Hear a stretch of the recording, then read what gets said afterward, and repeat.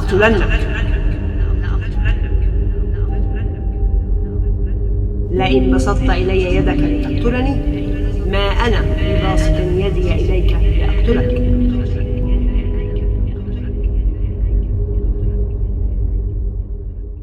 إني أخاف الله رب العالمين.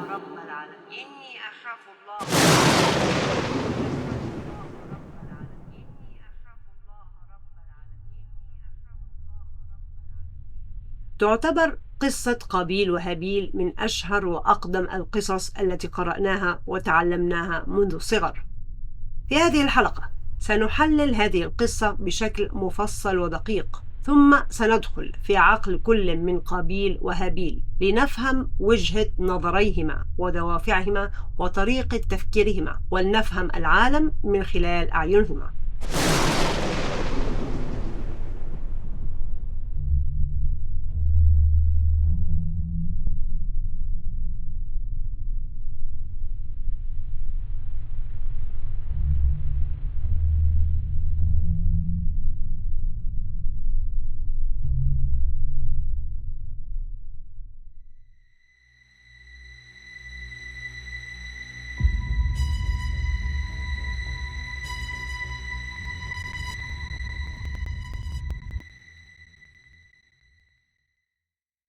واتل عليهم نبأ ابني آدم بالحق.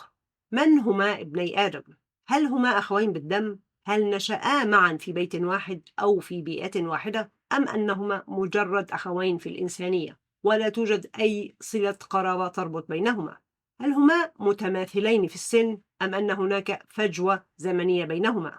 أجمعت معظم التفاسير في الديانات الثلاث على أن ابني آدم في هذا المشهد الشهير هما أخوين بالصلب، قابيل وهابيل، وهما ابني آدم وحواء مباشرة. كبداية، كون هذه الواقعة حدثت في الواقع أم لم تحدث ليس مهما على الإطلاق، فالاعتقاد أن حادثة ما وقعت بالفعل أم لم تقع لا يؤثر على مجريات الأمور ولا على تصرفاتنا في أي شيء، وإنما تفسيرنا لهذه الحادثة سواء ثبت حدوثه أم لم يثبت هو ما يؤثر على مجريات الأمور وعلى تصرفاتنا. ليس مهما على الإطلاق هوية هذين الشخصين ولا صلة القرابة بينهما. ما يهمنا هو العبرة التي نستخلصها من هذه الحادثة أو الواقعة سواء كانت حقيقية أو مؤلفة. ما يهمنا هو فهم الدرس أو المغزى أو الهدف من وراء هذه الحادثة سواء كانت تاريخية أو خيالية. فقد يكون ابني آدم أخوين بالدم من صلب آدم مباشرة، أو قد يكونان مجرد أخوين في الإنسانية لا يمتان لآدم ولا لبعضهما بصلة. قد يكونا في نفس البيت أو المنطقة، أو قد يكونا أبعد ما يكونان عن بعضهما البعض. هابيل قد يكون إنسان واحد، أو قد يكون مجموعة أو قبيلة أو دولة أو قارة أو أمة، وكذلك قابيل قد يكون إنسان واحد، أو قد يكون مجموعة أو قبيلة أو دولة أو قارة أو أمة. العبر التي نستخلصها من هذه القصة تنطبق على كل علاقة بين أي ابن من أبناء آدم وأخيه في الإنسانية، بغض النظر عن اختلاف الزمان والمكان، وبغض النظر عن علاقتهما ببعضهما البعض.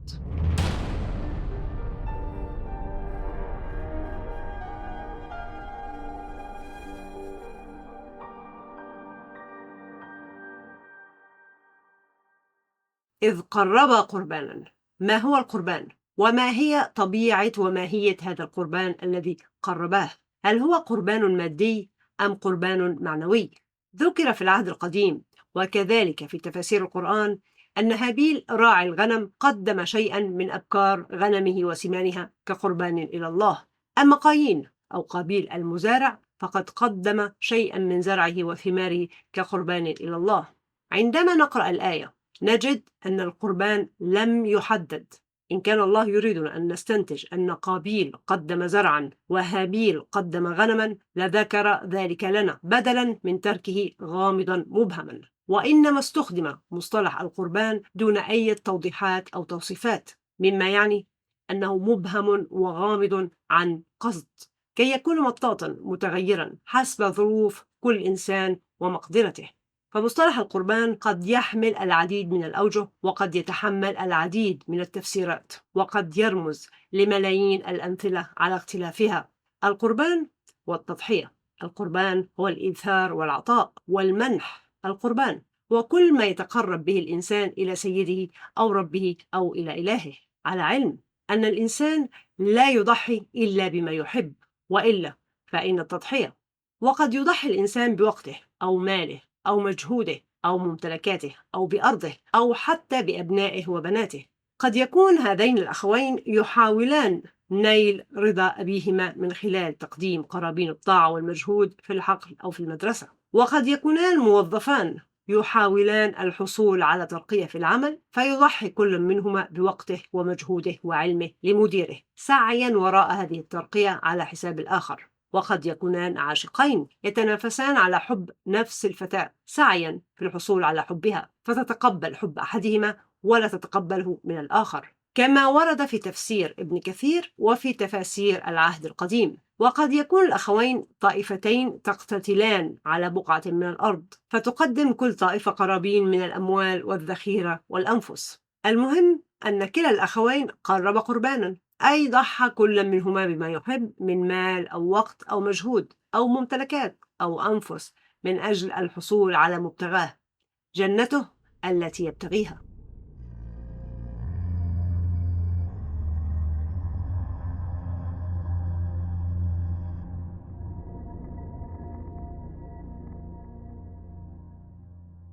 فتقبل من أحدهما ولم يتقبل من الآخر. ما هو التقبل في هذه الحالة؟ ما معنى أن قربان أحد الأخوين تم تقبله بينما قربان الآخر تم رفضه؟ الكثير من أتباع الديانات الثلاث يصدقون أن أحداث هذه القصة وما يشابهها قد حدثت بالفعل، ويفسرون أحداثها بشكل حرفي وليس بشكل رمزي. في هذه القصة نقل لنا الكهنة المفسرين أن هابيل حرفيا قدم بعضا من غنمه، وأن قابيل حرفيا قدم شيئا من زرعه، وأن الله حرفيا تقبل قربان هابيل ونظر إليه حرفيا كما ورد في العهد القديم، بينما لم يتقبل قربان قابيل ولم ينظر إليه. المشكلة أن تصديق مثل هذه الروايات بشكل حرفي يجعلنا نخوض في تفاصيل وأسئلة عقيمة لا تؤدي إلا إلى المزيد من الحيرة والتساؤلات. في هذه الحالة قبول الله للقربان تم من خلال حرقه بالنار بشكل حرفي،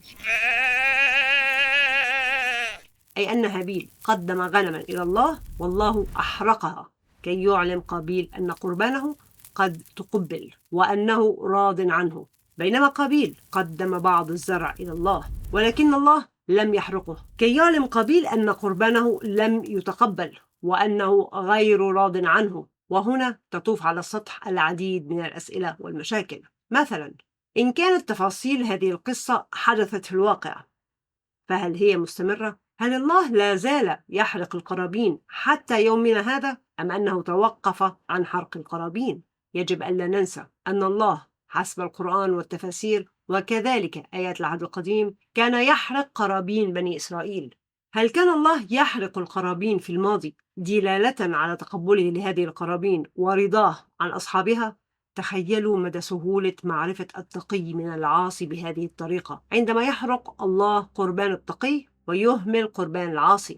تخيلوا مدى سهولة الحياة والطمأنينة وراحة البال عندما يعرف كل إنسان ماذا يظن ربه به. احرق قربانك، اعرف مصيرك. كان العالم حين سيكون مختلفا كل الاختلاف. أول اختلاف سنلاحظه في هذا العالم هو تحزب الناس بناء على من رضي الله عنهم ومن لم يرضى عنهم. سيصبح من السهولة بمكان تمييز العاصي من التقي والمجرم من الصالح. الغني بالتأكيد سيتمكن من تقديم قرابين لله أكثر وأقيم وأجود من قرابين الفقير، ومن هنا سنعرف حقيقة أهمية جودة وقيمة القربان عند الله. الغلو ثمن القربان يزيد من احتمال تقبل الله لهذا القربان. وقال الكاهن لأتباعه: الله لا يريد منكم عجائز الخراف والماعز وإنما يريد أبكارها، لا يريد نحال بهائمكم وإنما يريد سمانها، لا يريد الخشب والحجر وإنما يريد الفضة والذهب. اتركوا قرابينكم في صندوق القرابين هناك ونحن سنخبركم أيها أزكى وأيكم أتقى. الناس ستقدم قرابينها بشكل متواصل ومستمر كي يعرفوا المرة تلو الأخرى قرار الله الحالي بالنسبة لهم. الذي تقبل قربانه سيواصل ما هو عليه، كي يحافظ على رضا الله. أما من رفض وأهمل قربانه فسيحاول أن يغير من نفسه كي يحظى برضا الله. أما من خلط عملا صالحا وآخر سيئا فالله سيحرق قربانه يوما وسيتركه يوما ليظل في حيرة قاسية وهلع مفزع لا ينتهي. بالتأكيد لن يكون هناك إنسان مثالي يحرق الله كل قرابينه كل مرة دون أن يرفضها ولا حتى مرة واحدة، فهذا مستحيل. فكلنا نخطئ وكلنا قد نغضب الله. ولذلك في هذا العالم سنجد أن من يحصل على نسبة تقبل أعلى من غيره سيصبح قدوة لغيره وأسوة لمن بعده. من يحرق الله 97% من قرابينه سيتمثل الناس به وسيكثر أتباعه ومريديه، بينما من يحرق الله 10% فقط من قرابينه سينفض الناس من حوله وسيحقر الناس من شأنه ولن يكون له أي أتباع أو مريدين. في عالم مثل هذا سيصبح من المستحيل خداع الناس والكذب عليهم، سيصبح من رابع المستحيلات اختلاق أديان ما أنزل الله بها من سلطان. في مثل هذا العالم لن تتفرق بنا السبل ولن تضل بنا الطرق، لأن هناك مؤشر حتمي وواضح من الله يرشدنا إلى سبيل الهدى وطريق الحق. في مثل هذا العالم لن يترك الله أي إنسان في الظلمات دون أن يهديه بشكل مباشر وقطعي إلى النور. وهذا هو العالم الذي يزعم الكهنة المفسرين أنه كان حقيقة منذ قرون، أن الإنسان كان بإمكانه أن يعرف ويدرك منزلته عند الله في هذه الحياة الدنيا متى شاء، وأن الإنسان كان بإمكانه أن يسأل الله في أي وقت شاء فيجد الجواب عن سؤاله فورا: يا الله هل أنت راض عني؟ فيجيبه الله عندما يحرق قربانه أن لا تخف فأنت في الجنة إن واصلت الطريق الذي أنت عليه،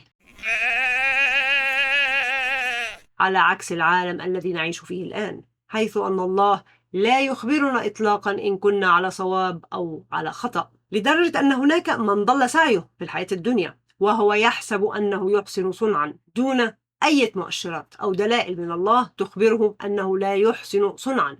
تخيل أن هناك إنسان يصلي ويصوم ويحفظ كتابه المقدس ويؤدي كل شعائره المفروضة بكل إخلاص وتفان، ثم قدم قربانه إلى الله، ولكن الله لم يتقبله منه ولم يحرق قربانه، كأن الله يصفعه صفعة مؤلمة هائلة مدوية ليوقظه من غفلته هذه، أن ما تفعله لا يكفي، ما تقوم به من شعائر لا يكفي، أنا لا أكلف نفسا إلا وسعها، وأنا أعلم أن بوسعك أكثر من ذلك بكثير، أنا أعلم أنك تستطيع أن تعطي وتضحي وتخدم أكثر مما تفعل، أنا أريد أن تسبق أعمالك الصالحة أي شعائر تؤديها. ولكن فجأة قرر الخالق التوقف عن التدخل وعن إحراق القرابين وتركنا حائرين تائهين في الظلمات، لا وسيلة لنا لمعرفة مصائرنا ولا للتأكد من كونه راض عنا أم لا، هذا فقط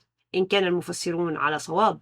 عندما نفسر مثل هذه القصص بشكل حرفي فإننا نقع في مشاكل عديدة لا حصر لها، ولذلك يجب أن نحاول أن نفسرها بشكل رمزي واسع وفلسفي عميق، لأن العبر والدروس المستقاة منها يمكن تطبيقها بغض النظر عن التفاصيل أو الزمان أو المكان.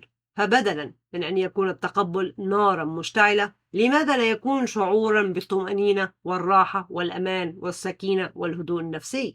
الآن بغض النظر عن ماهية التقبل وطبيعته، لماذا تقبل القربان من أحدهما ولم يتقبل من الآخر؟ لاحظوا أن الآية لم تقل أن الله تقبل القربان، وإنما التقبل كان بصيغة المبني للمجهول، فالتقبل لا يعني بالضرورة الجودة والإتقان والمجهود والاستحقاق، فالقربان قد يتقبل حتى وإن كان صاحبه لا يستحق هذا التقبل، فابن المدير قد ينجح في الامتحان حتى وإن كانت كل إجاباته خاطئة، وابن الحاكم قد يصل لسدة الحكم حتى وإن كان ليس أهلا لها، والابن قد ينال رضا وفخر أبيه أكثر من أخته لمجرد أنه ذكر، أي أن هناك احتمال أن هابيل لم يستحق هذا التقبل، وإنما هذا التقبل كان ابتلاء من الله للأخوين ليظهر حقيقتهما ومكنوناتهما. التفاسير تقول أن الله تقبل قربان هابيل لأنه صالح وتقي، بينما لم يتقبل قربان قابيل لأنه فاسد وعاص. المضمون الرئيسي التقليدي في قصة قابيل وهابيل الذي يخطر على بال أي قارئ هو الصراع الأزلي بين الخير والشر. وقد حرص الكهنة المفسرين على تعزيز وتقوية هذا المضمون في عقول القراء من خلال شخصنة هذا الصراع على هيئة ابني آدم هابيل وقابيل، أحدهما المؤمن التقي والآخر الكافر العاصي، أحدهما الطيب المسالم والآخر الخبيث العدائي، أحدهما الجاني والآخر المجني عليه، المعتدي والمعتدى عليه، القاتل والمقتول، المجرم والضحية، الخير والشر. ولكن بعد تحليلنا لهذه القصة سنجد أن هذا التفسير أبعد ما يكون عن الحقيقة.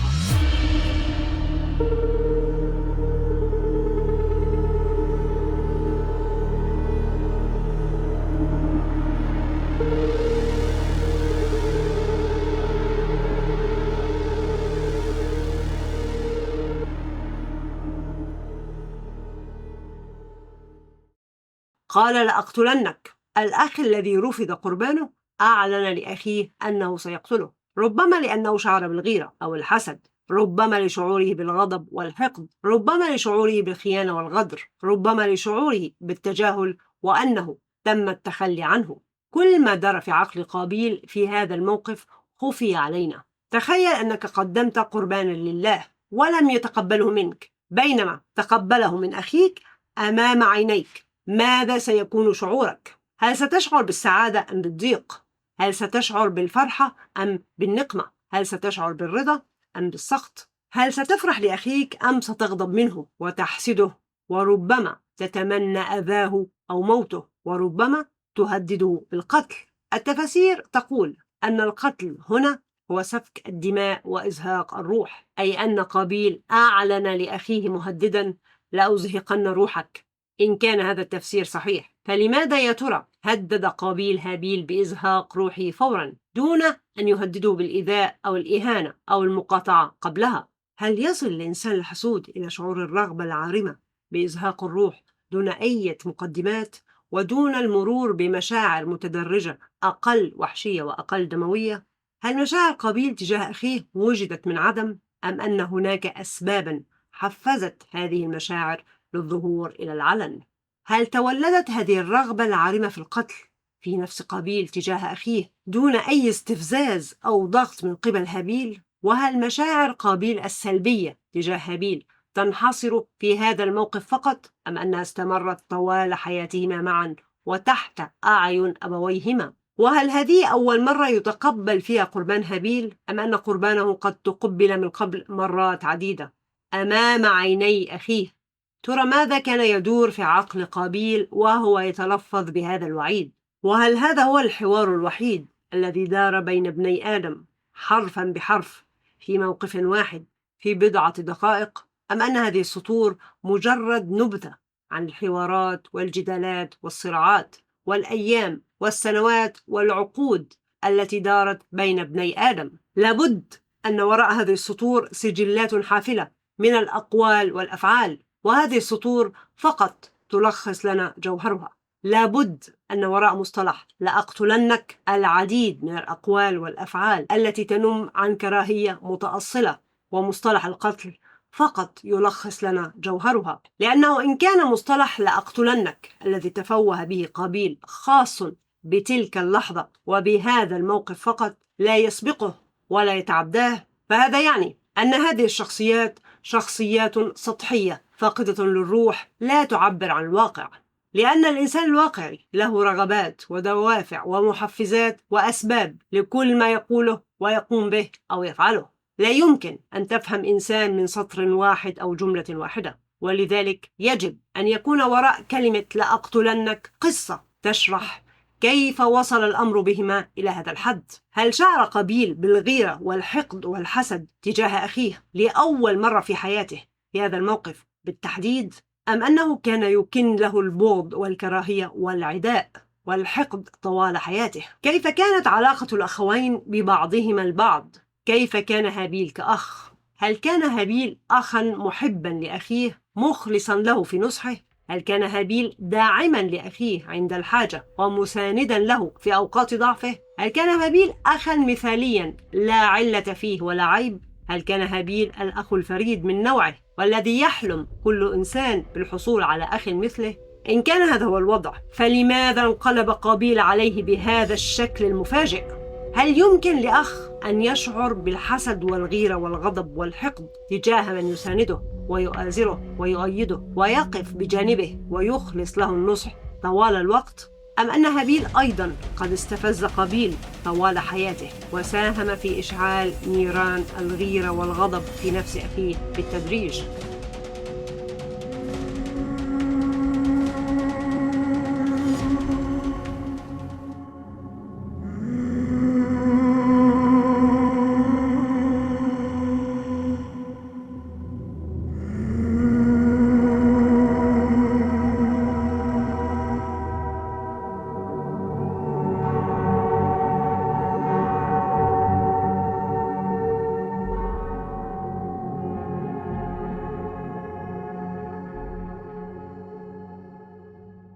قال إنما يتقبل الله من المتقين. عندما نطلق حكما على أي إنسان فإننا نطلق حكمنا على أقواله وآرائه حتى من قبل أن يتفوه بها. في هذه الحالة نحن حكمنا على هابيل أنه إنسان تقي وصالح، وبالتالي فإن كل ما يقوله أو يفعله يجب أن يكون منبعه التقوى.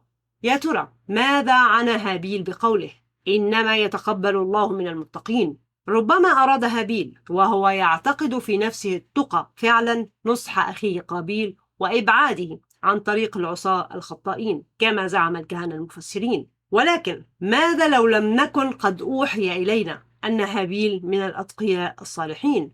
كيف كنا سنفسر قول هابيل هنا؟ ربما أخ متباهن متعال متغطرس غره تقبل قربانه. إنما يتقبل الله من المتقين. أنا يا قابيل من المتقين وأنت من العاصين. أنا خير منك فأنا من المهتدين وأنت من الضالين. في الحقيقة يصعب علينا الوصول إلى عقل وقلب ونية هابيل من هذا القول وحده، ولكن إن تابعنا سياق وتسلسل الآيات ربما نجد تعبيرات تكشف مكنونات صدره.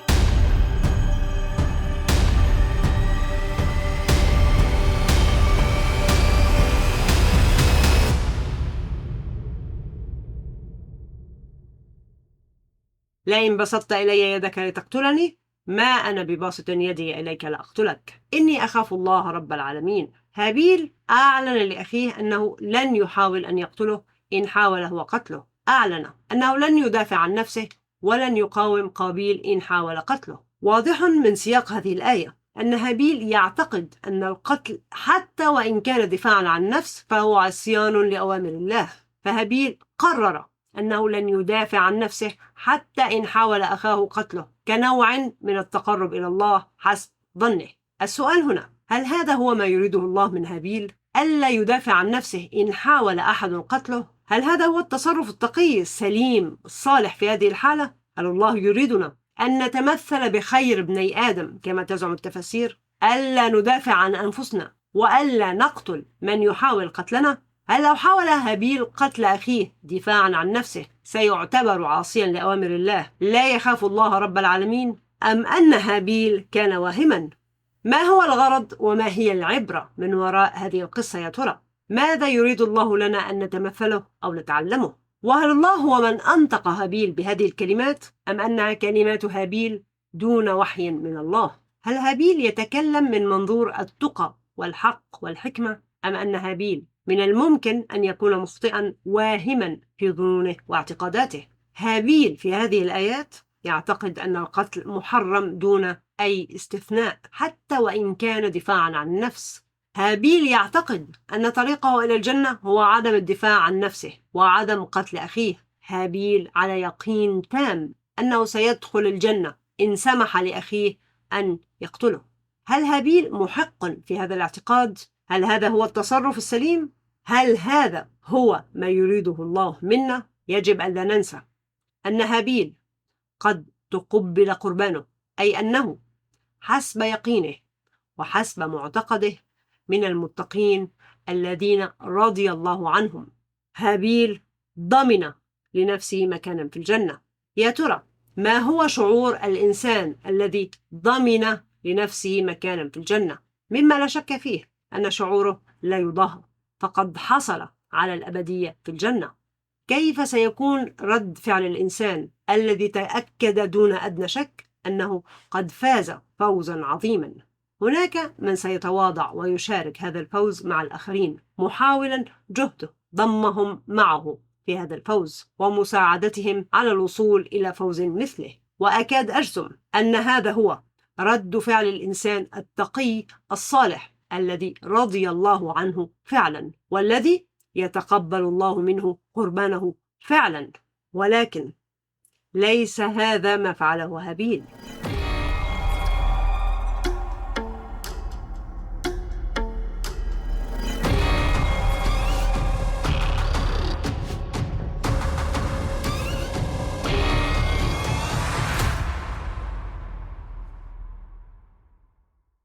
إني أريد أن تبوء بإثمي وإثمك فتكون من أصحاب النار وذلك جزاء الظالمين. إني أريدك أنت يا قابيل أن تقترف الإثم الذي يلقي بك في قاع جهنم إلى الأبد. إني أريدك يا قابيل أن تعصي الله وترتكب الإثم الذي سيحرمك من الجنة إلى الأبد. إني أريدك يا قابيل أن تحترق إلى الأبد لأنك من الظالمين ولست مثلي من المتقين. أنا أريد ذلك يا قابيل، أنا أرغب ذلك، أنا أتمنى ذلك. نعم، هناك من يتواضع ويشارك غيره في الفوز ويحاول مساعدة الآخرين على الوصول إلى فوز مثله، ولكن هناك أيضا من يسكره الفخر والفرح والاعتزاز والغرور بهذه المكانة التي وصل إليها، فيصاب بنوع من الأنانية الشديدة، محاولا احتكار الفوز لنفسه وتحقير شأن كل من لم يصل إلى نفس مكانته ومرتبته العليا. وهذا بالضبط هو ما فعله هابيل. يا ترى كيف كان هابيل قبل أن يتقبل قربانه؟ كيف كان هابيل قبل أن يتيقن أن الله قد رضي عنه؟ كيف كان هابيل قبل أن يضمن لنفسه مكانا في الجنة؟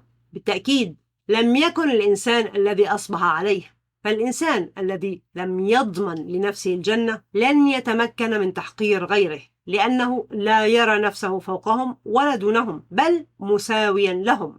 فقبل أن يتم تقبل أو رفض قرباني الأخوين كانا سواسية، لا يعرف أي منهما مصيره أو مصير أخيه، لا يعرف أي منهما أيهما التقي وأيهما العاصي. أما الإنسان الذي يضمن لنفسه الجنة سيتمكن من تحقير غيره لأنه يرى نفسه فوقهم غير مساويا لهم وهم دونه مكانة.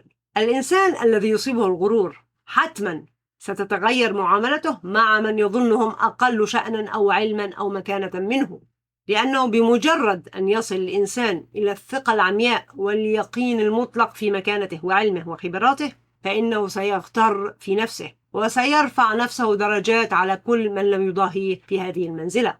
مما لا شك فيه أن طريقة تفكير هابيل تأثرت تأثرا هائلا عندما تقبل قربانه ورفض قربان أخيه، فقد أعماه الغرور ومنحه شعورا بأنه أفضل من أخيه، وبالتالي أن أخيه أحقر منه شأنا وأقل منه درجة. إنما يتقبل الله من المتقين. لئن بسطت إلي يدك لتقتلني ما أنا بباسط يدي إليك لأقتلك، إني أخاف الله رب العالمين. إني أريد أن تبوء بإثمي وإثمك فتكون من أصحاب النار وذلك جزاء الظالمين. هابيل أصبح شيطانا يتمنى لأخيه الأذى والشر والمصير الأسود. أنا خير منك فقد تقبل مني ولم يتقبل منك. اسفك دمي، أزهق روحي، اقتلني، عذبني، آذني، أهني، اهجرني، قاومني، عادني، افعل ما بدلك، ولكن تذكر أن الله لا يتقبل إلا من المتقين أمثالي. أنا لن أرد على تفاهاتك ولن أتدنى إلى مستواك الحقير لأنني خير منك وأعلى منك شأنا. هابيل أصبح إنسانا ساديا يتمنى لأخيه الحريق والعذاب الأبدي، وهذا أبعد ما يكون عن وصف الكهنة المفسرين له أنه صالح وتقي. فلا يمكن لإنسان صالح وتقي أن يكون قلبه ممتلئ بكل هذا الغل. ولكن هابيل ليس وحده هو من تغير بعد أن أدرك مصيره دون أدنى شك. قابيل أيضا تغير بعد أن رفض قربانه وتقبل قربان أخيه أمام عينيه. لابد أنه شعر بالمهانة والخذلان وقلة الحيلة فيما ليس له فيه يد. فقد تيقن دون أدنى شك أن الله ليس براض عنه، وأنه بعد الموت سيحترق في نار أبدية. وفي نفس الوقت رأى أخاه أمام عينيه وقد تقبل قربانه، رآه يرقص فرحا متباهيا مسرورا أشد السرور، وقد ضمن لنفسه مكانا في الجنة. وهذا هو ما يتمناه قابيل وكل إنسان لنفسه. فبدون شك لا يوجد من لا يرغب في الوصول إلى الجنة الأبدية، وبدون شك لا يوجد من يرغب في دخول النار الأبدية. وبالإضافة لشعور قابيل بالمهانة والخذلان وقلة الحيلة، رد فعل أخيه الذي لا يمت للأخوة الصافية بصلة زاده استياء وحقدا وغضبا، وجعله يمقت أخاه أشد المقت ويتمنى الحصول على ما حصل عليه أخاه.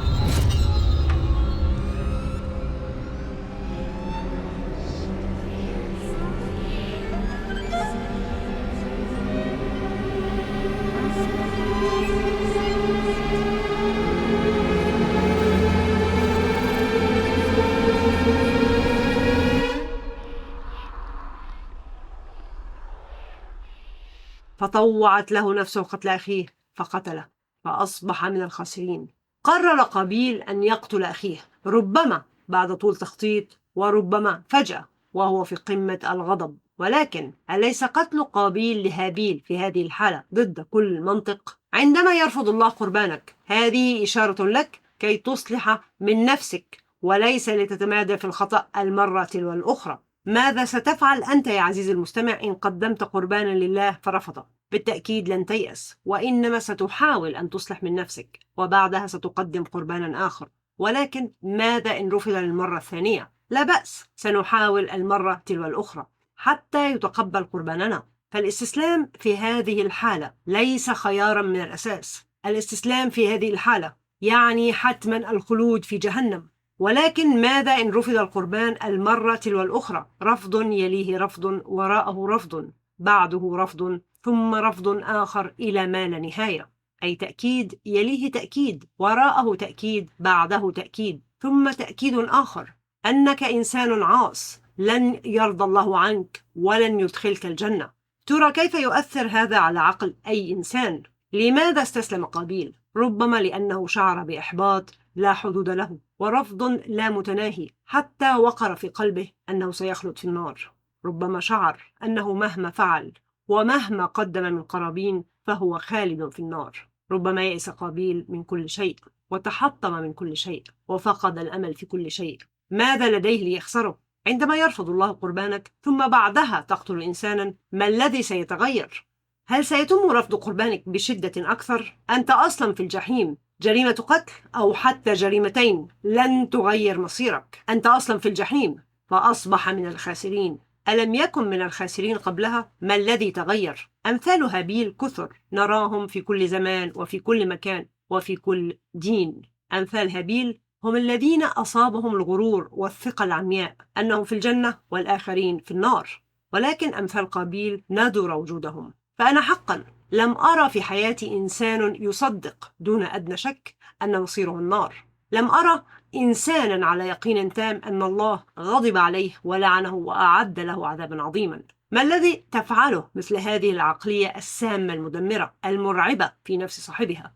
هذه هي عقلية قابيل، اليقين التام والمطلق أن الله غضب عليه وأعد له مكانا في النار. لا يوجد لدى قابيل ما يخسره، فالله حسب ظنه قد أكد له أنه غير راض عنه وأن مصيره النار. عندما رفض قربانه فقد كل الأمل، ليس لديه ما أخسره، ولذلك طوعت له نفسه قتل أخيه. أصبح من الخاسرين لأنه يأس واستسلم وقرر أن يتقبل مصيره وخلوده في النار، بدلا من المثابرة بعزم وصبر وجلد وعدم اليأس من محاولات إصلاح نفسه. فالخاسر الحقيقي هو كل من يتوقف عن إصلاح نفسه وتطوير ذاته. الخاسر الحقيقي هو كل من استسلم وامتنع عن محاولات إصلاح نفسه والوصول إلى درجات أعلى وأرقى في التقدم والأخلاق وحسن المعاملة والتعاون والمشاركة. الخاسر الحقيقي هو كل من يتوقف عن طلب العلم والمعرفة والحكمة والرشد. الإنسان لا يقدم قربانا إلى الله إلا وهو راغب في التقرب إليه ونيل رضاه. وقابيل قدم قربانا إلى الله، مما يعني أنه كان يرغب في التقرب إلى الله ونيل رضاه. ولكن قربانه رفض غالبا المرة تلو الأخرى، رفضا بعد رفض وهزيمة تلو الهزيمة، حتى يئس قابيل واستسلم وتوقف عن بذل أي محاولات لإصلاح وتطوير نفسه، ولذلك أصبح من الخاسرين.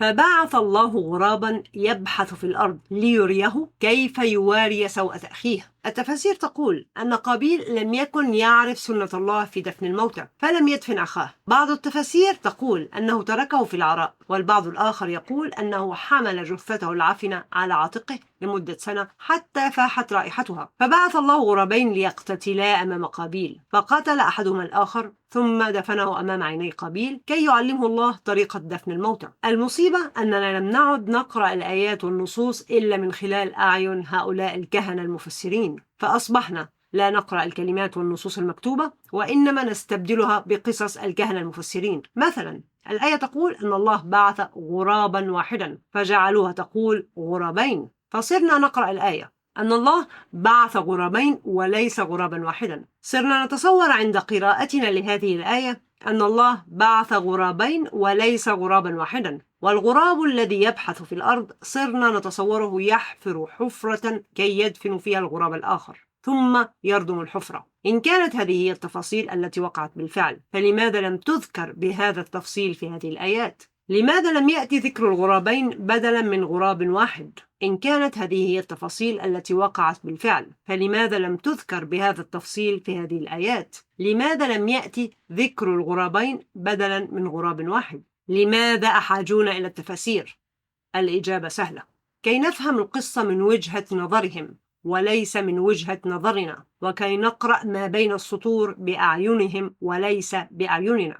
لو قرأنا الآيات بدون التفاسير سنجد أنها لا علاقة لها بالدفن كما زعم الكهنة المفسرين. فبعث الله غرابا يبحث في الأرض، الله بعث غرابا واحدا فقط، فمن أين جاء الغراب الثاني؟ وهذا الغراب بحث في الأرض، لا ذكر لصراع مع غراب آخر ولا أي ذكر لدفن أي غراب. ولكن ما معنى أن يبعث الله غرابا؟ لماذا غرابا بالتحديد وليس نسرا أو صقرا أو بومة أو أي طائر أو حتى أي حيوان آخر؟ من المؤكد أن معظمنا شهد جنازة للغربان حيث تقوم الغربان بالنعيق والدوران حول جثة غراب ميت. لماذا يا ترى تقوم الغربان بهذا الطقس الغريب؟ الدارسون والباحثون في سلوك وعادات وأنماط الغربان لديهم بحث مثير للاهتمام، ربما يبرر لماذا تم اختيار الغراب في هذه الآية. الغراب عندما يرى جثة غراب ميت فإنه يبدأ بالنعيق والصراخ كي يجذب انتباه باقي الغربان التي تبدأ هي أيضا بالنعيق والتجمع والدوران حول مكان الجثة، والذي يبدو لنا كميتم تقيمه الغربان للغراب الميت. وهذا هو الطقس الذي أثار تفكير الدارسين والباحثين في سلوك الغربان. كانوا يريدون معرفة السبب وراء تجمع الغربان ونعيقها. هل هذه مجرد جنازة أم أن هناك سبب آخر لهذا التجمع؟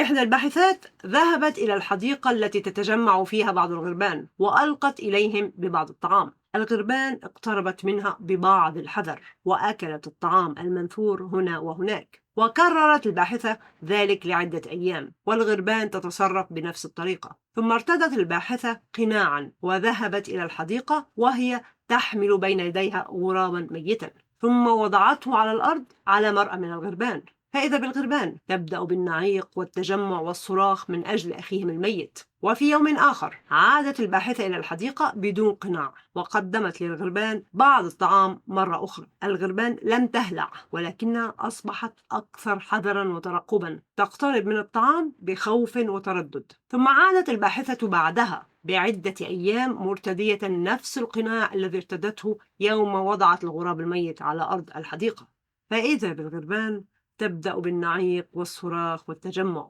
على الرغم أن الكثير من هذه الغربان لم تكن موجودة يوم ألقي الغراب الميت، ولم ترى هذه المرأة المقنعة من قبل. الغربان هلعت لأنها ربطت بين القناع وبين الخطر، النعيق الأول كان إشارة تحذير وإنذار من أول غراب رأى القناع إلى أخوته أن هناك خطرا محدقا بهم. تجمع الغربان حول جثة أخيهم هي محاولة فهم ما الذي جرى لأخينا، ما الذي تسبب في موت أخينا. عندما يموت أحد الغربان فإن الغربان الأخرى تتجمع وتتحرى لتتعلم من أخطاء الغراب الميت ولمعرفة كيفية تجنب حدوث هذه الأخطاء مرة أخرى. الله بعث الغراب لأنه يتعلم من أخطائه وكذلك من أخطاء إخوته، ومن ثم يقوم بتحذير إخوانه من ارتكاب هذه الأخطاء كي يتجنبوا حدوثها مرة أخرى. ولكن ما معنى كون هذا الغراب يبحث في الأرض؟ التفاسير تريدنا أن نصدق أن البحث في الأرض هو قتل غراب لأخيه ثم حفر حفرة ومن ثم دفن هذا الغراب المقتول فيها ومن ثم ردم هذه الحفرة. كيف استخرجوا كل هذه التفاصيل من غراب يبحث في الأرض؟ هل البحث في الأرض يعني دفن ميت في حفرة؟ إذا قرأت هذه الآيات بدون تفسير لن تصل إلى هذا التفسير العجيب ولا حتى في سابع المستحيلات. لماذا لم يأتي ذكر هذه التفاصيل في القرآن؟ لنفترض أن هناك مؤلف بارع متخصص في كتابة روايات عن الجرائم الغامضة كتب في أحد الفصول ما يلي: أرسل قائد الشرطة محققا يبحث في مكان الجريمة. نحن كقراء عندما نقرأ هذه الجملة بالتأكيد سوف نستنتج أن هناك محققا واحدا فقط يبحث عن أدلة في مكان الجريمة. ولكن بعد نشر روايته بعدة أشهر نشر هذا المؤلف البارع كتاب يشرح فيه روايته وما أراد أن يوصله للقارئ. اتضح في هذا الكتاب الشارح أن هناك سوء فهم رهيب وقع فيه القراء، وأن التفسير الذي توصلوا إليه يختلف تماما عن المعنى الذي أراد الكاتب أن يوصله لهم. واتضح أن ما قصده الكاتب البارع من قوله أرسل قائد الشرطة محققا يبحث في مكان الجريمة كان أرسل قائد الشرطة محققين ليقتل أحدهما الآخر ثم يبحث في الغرفة عن غطاء يواري جثة شريكه. ما رأيك يا عزيزي المستمع في هذا الموقف؟ طبعا الكاتب من حقه أن يكتب ما يريد وأن يفعل ما يشاء، ولكن إن كان الكاتب يريد أن يفهم كل الناس مقصده ونواياه فيجب عليه أن يوضح ما يريد بدون أي غموض. يجب أن يكون ما يقصده وما يعنيه وما ينويه مطابقا للكلمات التي يكتبها والمصطلحات التي يستخدمها. يجب عليه أن يكتب نصوصا لا يخالف ظاهرها جوهرها، وإلا فلا أمل مطلقا في فهم ما قصد وما نوى وما عنى هذا الكاتب، إلا إذا نشر الكاتب كتابا يشرح فيه ما قصده وما عناه وما انتواه. ولكن في هذه الحالة ألن يحتاج الكاتب أن ينشر كتابا آخر يشرح فيه معناه من كتابه الذي يشرح الرواية؟ لماذا لم يذكر الكاتب هذه التفاصيل في روايته بدقة مفصلة منذ البداية، بدلا من أن يتوقع من القارئ أن يدرك نيته ويقرأ أفكاره ويفهم ما بين السطور بنفسه؟ لنفترض أن كلام الكهنة المفسرين صحيح، أن تعبير غرابا يبحث في الأرض هو في حقيقة الأمر غرابين اقتتلا فقتل أحدهما الآخر ثم دفنه. الكلمات المستخدمة في هذه الآية لا تتوافق مع التفاسير إطلاقا. فإن كانت هذه التفاسير هي فعلا المعنى الحقيقي للآيات هذا يعني أن الله يعبث بنا وبعقولنا وينزل علينا آيات ظاهرها مخالف لجوهرها. إن كانت هذه التفاسير هي المعنى الحقيقي للآيات فهذا يجعل من التفاسير عكازا للقرآن ويجعل من القرآن رجلا عجوزا غير متماسك لا يستطيع أن يقف ثابتا مستقيما بدون عكازه. إما هذا أو تفاسير الكهنة المفسرين غير صحيحة. التفسير الأوقع هنا هو أن البحث يعني الاستكشاف والتعمق والتحليل والدراسة والتحقق والتعلم. البحث دائما يكون من أجل اكتساب واقتناء العلم والمعرفة والثروة والطعام والشراب والمتعة والحب والصداقة وهكذا. الغراب في هذا الموقف يبحث في الأرض كي يتعلم منها ما يفيده ويتجنب ما يضره. الغراب يبحث في بيئته كي يفهم طبيعتها وظروفها ومواردها قدر استطاعته كي يجد فيها ما يفيده ويتجنب منها ما يضره. فإذا رأى جثمان أخيه ملقى على الأرض فإنه يبحث ويدرس ويحلل قدر استطاعته كي يفهم ما الذي جرى وما الذي حدث لأخيه وما الذي يمكن فعله لتجنب تكرار مثل هذه الحادثة مرة أخرى. هناك حديث صحيح يقول: لا يلدغ المؤمن من جحر مرتين. قد نفهم من هذا القول أن المؤمن يتعلم من أخطائه ولا يقع فيها مرة أخرى، فإن لدغته أفعى خرجت من جحر ما، فإن المؤمن سيتعلم الحذر من هذا الجحر بالتحديد ومن كل الجحور الأخرى بشكل عام. لكننا أيضا قد نفهم من هذا القول أن بعض الأخطاء لا يمكن ارتكابها مرة ثانية، لأن لدغة الأفعى قد تكون مميتة، ولن يتأتى لهذا المؤمن فرصة ثانية للوقوع في نفس الخطأ، لأنه ببساطة مات.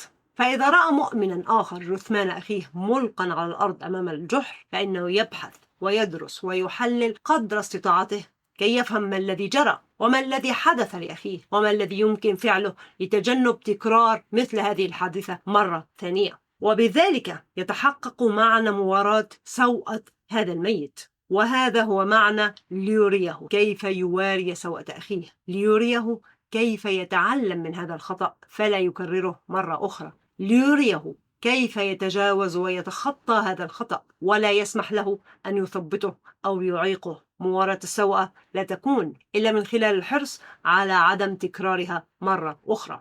إذن الله بعث الغراب كي يعلم قابيل أن يبحث في الخطأ الذي وقع فيه، ثم يدرس ويحلل ويناقش ما اكتسبه من علم وأدلة وخبرات، ثم يستخلص منها العبر والدروس والحكم التي ترشده إلى تطبيق ما تعلمه منها، ومن ثم اجتناب تكرار هذا الخطأ تماما.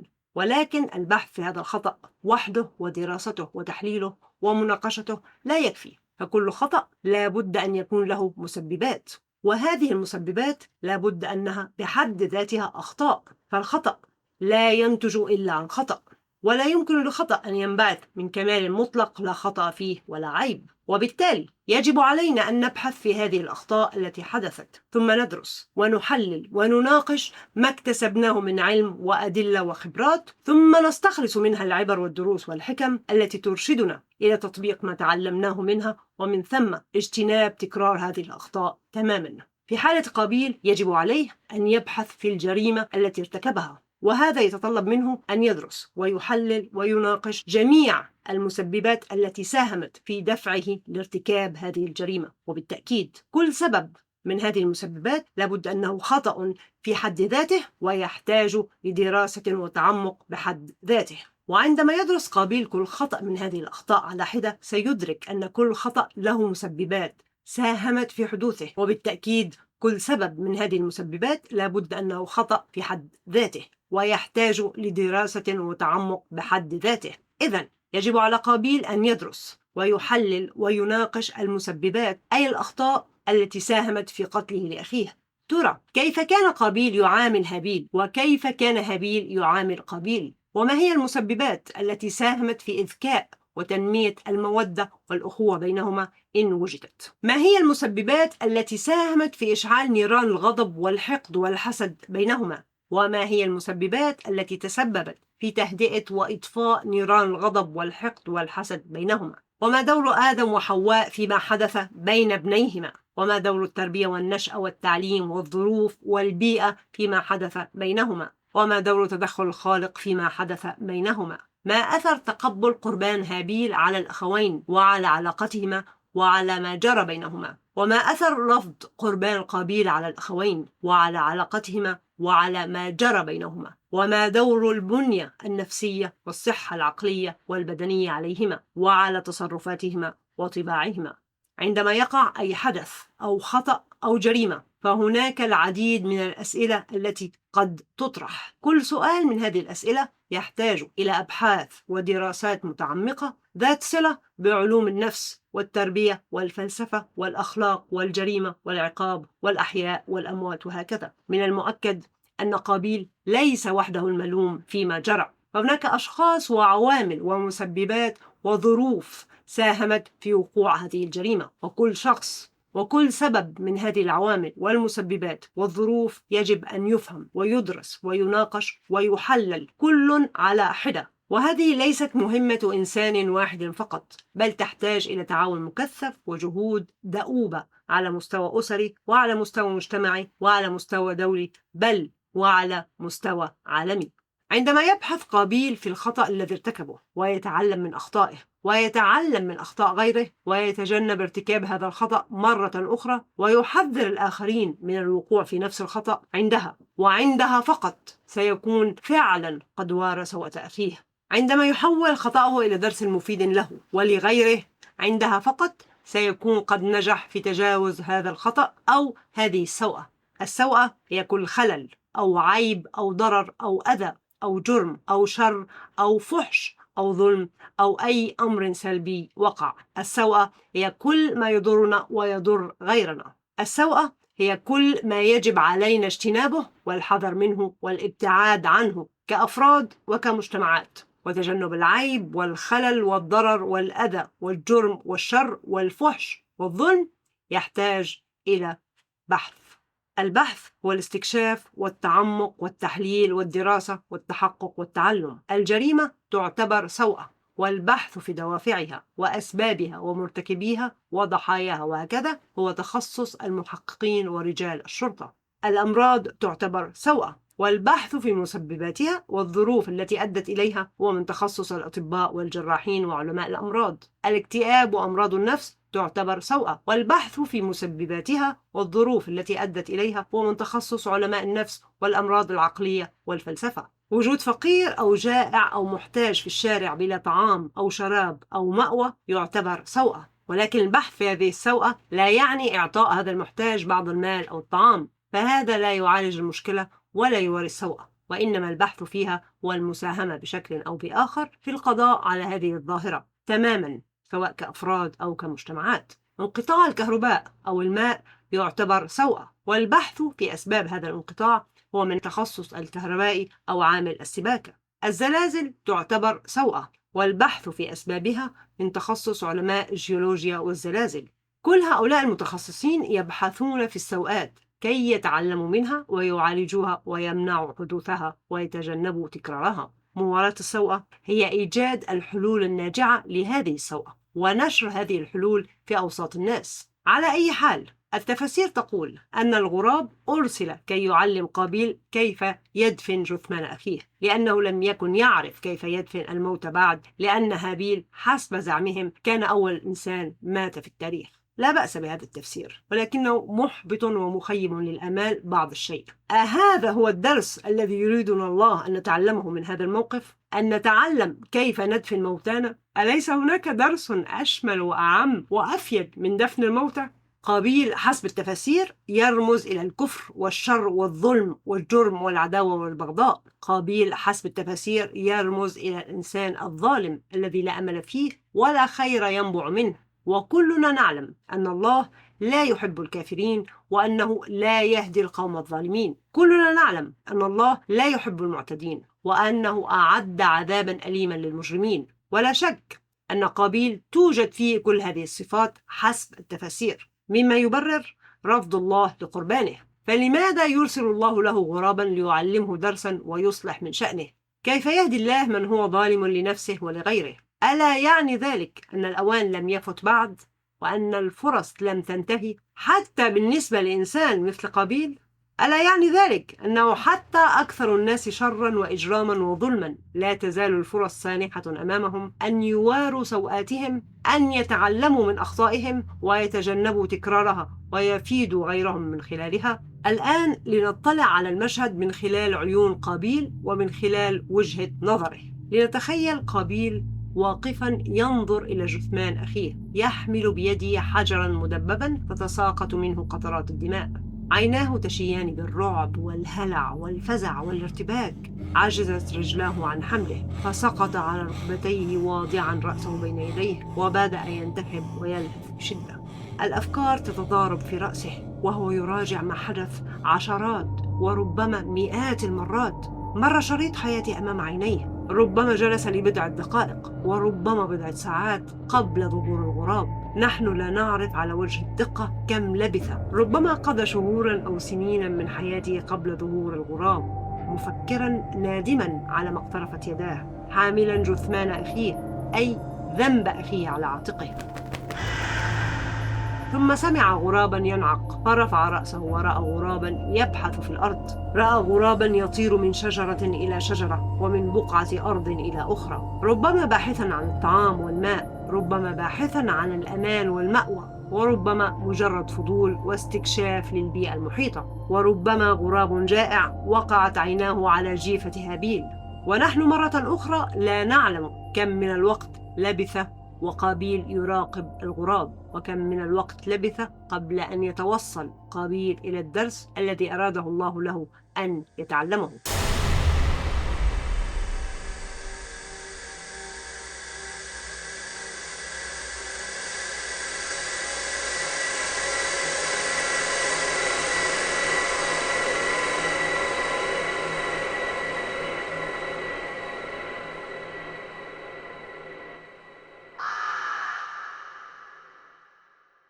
قال: يا ويلتى، أعجزت أن أكون مثل هذا الغراب فأواري سوءة أخي، فأصبح من النادمين. من خلال مشاهدته للغراب، قابيل توصل إلى هذا الاستنتاج. التفاسير تقول أن قابيل من خلال مشاهدته للغراب تعلم كيفية دفن أخيه، ونحن تعلمنا منه كيفية دفن الموتى. لنقرأ الآية مجردة من التفاسير لنرى إن كان هذا التفسير يوافق الكلمات التي جاءت في الآية أم لا. بداية، لا توجد أي كلمة أو أي إشارة في هذه الآية تشير إلى أن قابيل نجح في مواراة سوءة أخيه. بالعكس، الآية تشير أن قابيل فشل في تعلم الدرس المراد وعجز عن مواراة سوءة أخيه، ولذلك أصبح من النادمين. قول قابيل: أعجزت أن أكون مثل هذا الغراب هو تساؤل، فقابيل يسأل نفسه: هل أنا عاجز عن أن أكون مثل هذا الغراب؟ هل أنا عاجز عن مواراة سوءة أخي؟ ألا أستطيع أن أكون مثل هذا الغراب؟ ألا أقدر على مواراة سوءة أخي؟ هذا ليس تساؤل إنسان نجح في مهمته. العجز لا يأتي إلا بعد المحاولة.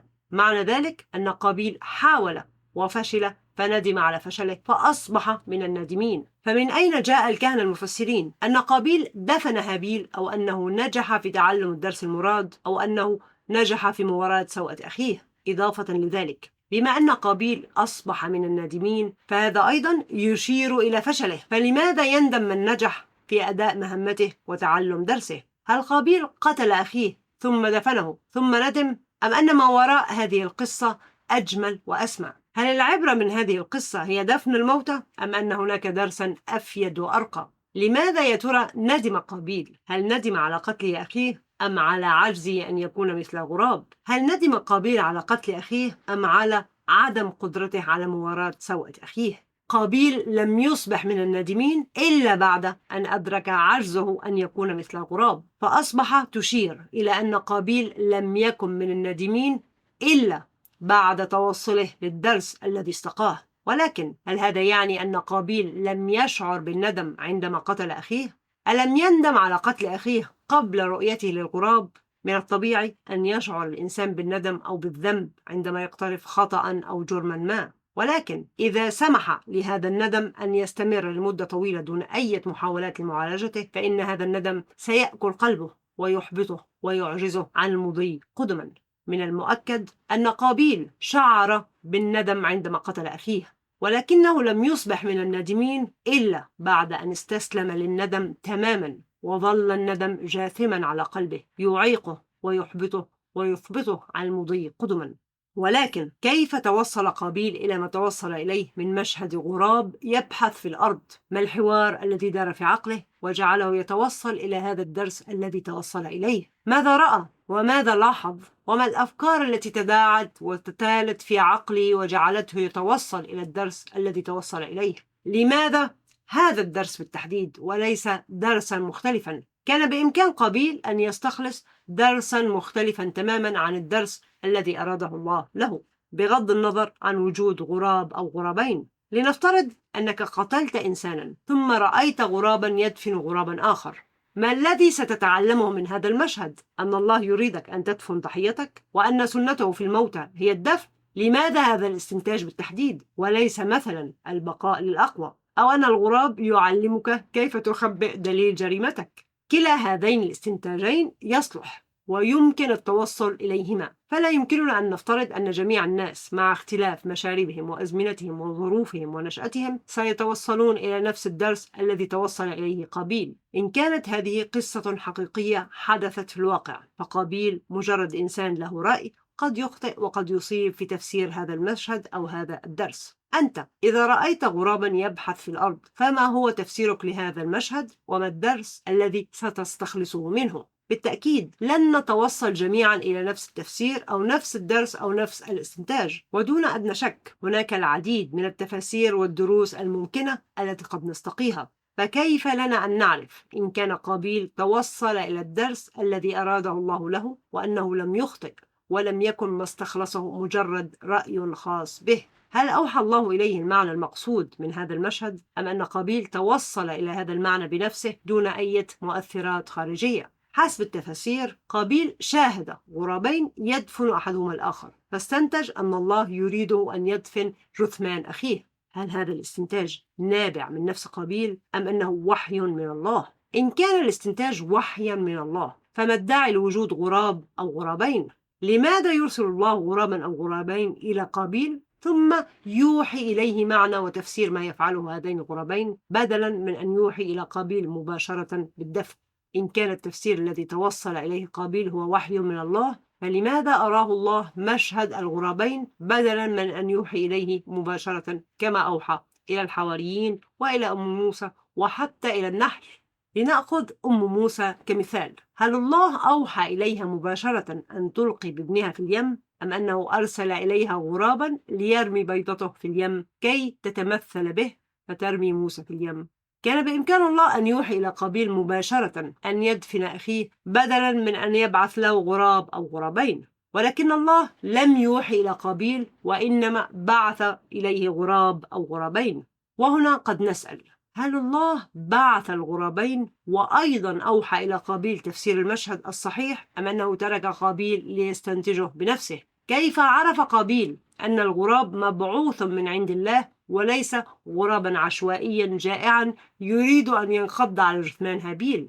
بالتأكيد قابيل رأى الكثير من الغربان في حياته، فما الذي جعله يظن أن هذا الغراب المشؤوم مميز أو مختلف عن غيره من الغربان؟ دعونا لا ننسى أن قابيل قتل أخاه، ولا بد أن هذه الكارثة الرهيبة تعصف برأسه وتأخذه يمينا وشمالا والندم يأكل قلبه. فكيف لمن في مثل حالته أن يلاحظ وجود الغراب من الأساس أو أن يعيره أي اهتمام أو حتى مجرد التفكير في استخلاص العبر والدروس؟ ولذلك لا يمكن لهذه القصة أن تكون قصة حقيقية حدثت في الواقع، لأنها ستؤدي إلى خلق العديد من المشاكل التي لا حل لها والأسئلة التي لا إجابات عليها. لذلك يجب أن تكون هذه القصة مجرد قصة رمزية تحدث لأي إنسان وتصلح في أي مكان وتقع في أي زمان.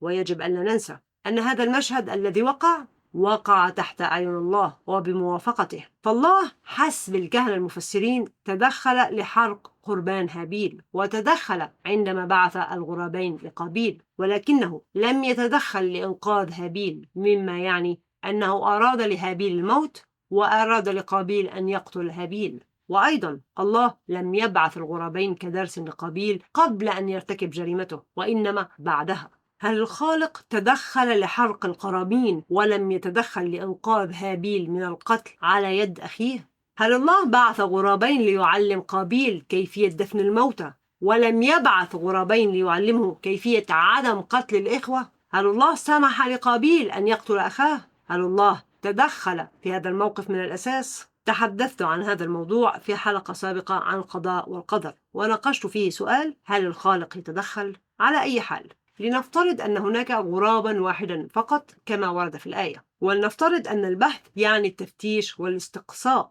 والنبش من قبل الغراب، أي أن قابيل رأى غرابا واحدا يطير من بقعة إلى أخرى باحثا عن غرض أو شيء ما، ومن خلال مشاهدته لهذا الغراب تضاربت الأفكار في رأسه لمدة طالت أو قصرت حتى توصل إلى الدرس الذي أراده الله له.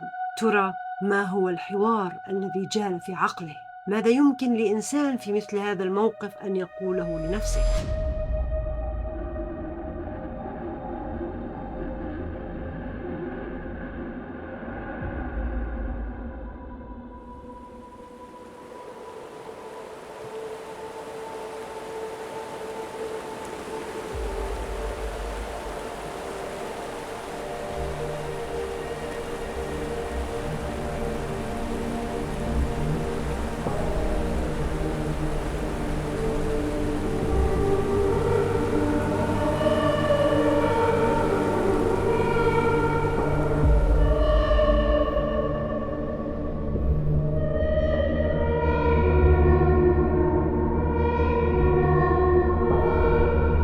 الذي فعلته؟ كيف حدث هذا؟ ماذا سأقول لأبي؟ ماذا سأقول لأمي؟ ما هذه المصيبة السوداء التي أوقعت نفسي فيها؟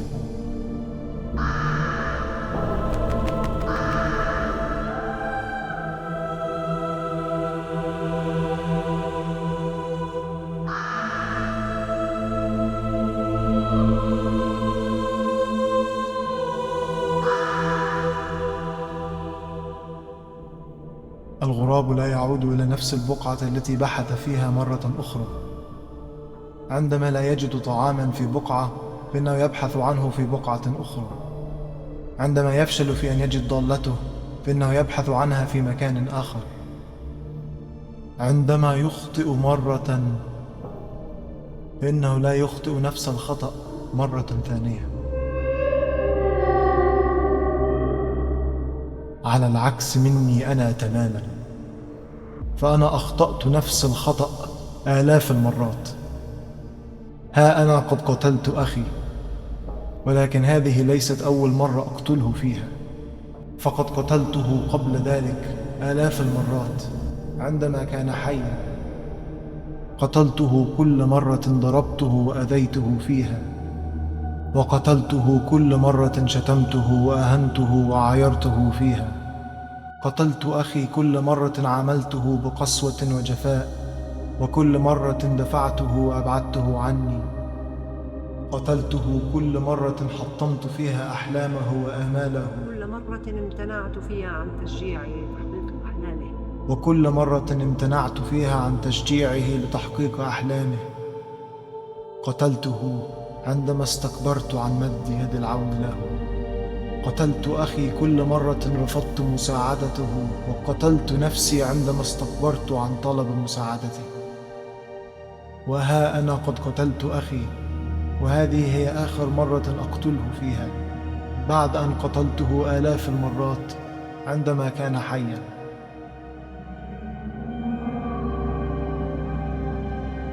لماذا لم أتعلم من أخطائي؟ لماذا كررت نفس الخطأ المرة تلو الأخرى؟ ماذا أفعل؟ كيف أتوب من هذا الجرم الفظيع؟ هل هناك نهاية لما أنا فيه؟ ما السبيل إلى النجاة؟ ما السبيل إلى التوبة؟ ما السبيل إلى التقبل؟ ماذا علي أن أفعل كي أستحق المغفرة؟ هل علي أن أبحث؟ هل علي أن أبحث كالغراب؟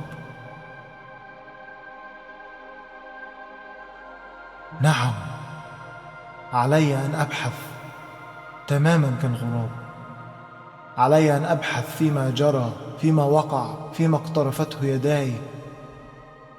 يجب علي أن أراجع كل خطوات حياتي من أولها حتى هذه اللحظة. يجب علي أن أفهم ما الذي فعلته، وما الذي كان بإمكاني فعله، وما الذي يجب علي أن أفعله في المستقبل. ولكن حتى متى؟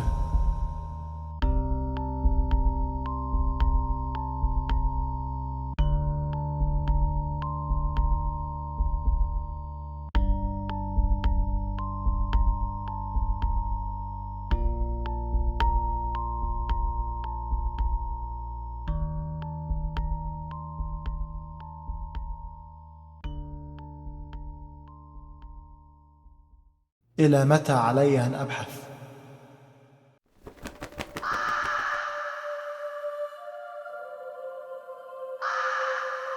طار الغراب. لابد أنه انتهى من البحث ثم مضى قدما ليبحث في مكان آخر. ولكن متى أنتهي أنا من البحث؟ متى أكون قد واريت سوءة أخي؟ عندما يكون لهذا البحث الذي أقوم به فائدة، عندما يكون لهذا البحث أثر، عندما ينتج من هذا البحث درس، لا بل دروس وعبر. يجب ألا يذهب دم أخي هدرا. ما حدث بيني وبين أخي يجب أن يكون درسا لي ولكل الإخوة ولكل الأخوات في كل زمان وفي كل مكان. يجب أن أبحث في أخطائي ثم أتعلم منها كي لا أكررها.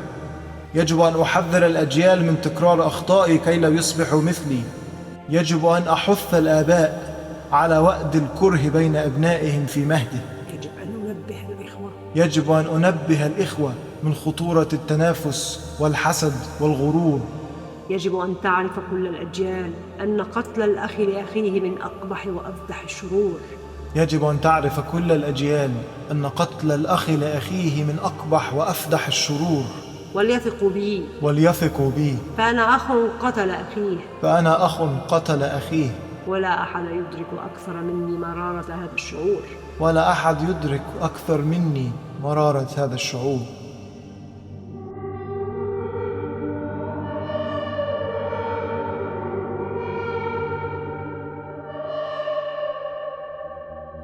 ولكن ذلك أمر شاق. هذا أمر يفوق طاقتي. كيف لإنسان ضعيف ومحدود القدرات مثلي أن يقوم بكل ذلك بنفسه؟ لا أستطيع، لا يمكنني، لن أقدر. يا ويلتى، أعجزت أن أكون مثل هذا الغراب فأواري سوءة أخي؟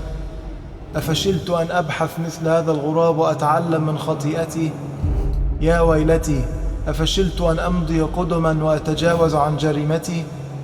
يا حسرتي، هل سيعذبني ضميري حتى مماتي؟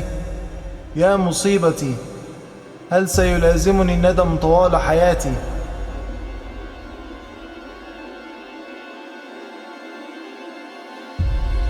لماذا أشعر بالندم من الأساس؟ كيف أتخلص من هذا الوسواس؟ كيف أقتل هذا الإحساس؟ هذا الشعور المزعج الذي يتعب أعصابي، هذا الشعور المؤلم الذي يؤرق ليلي ونهاري، هذا الشعور المتعب الذي يحرمني من سكينتي واستقراري. لا أستطيع أن أفكر. الندم يأكل قلبي ويطرق رأسي ويشوش أفكاري. كيف أتخلص من هذا الشعور البشع، هذا الشعور المستفز القاسي؟ لو أنني كنت غرابا لما أهلكني عقلي ولا عذبني ضميري. لو أنني كنت غرابا لنمت قرير العين مطمئن البال.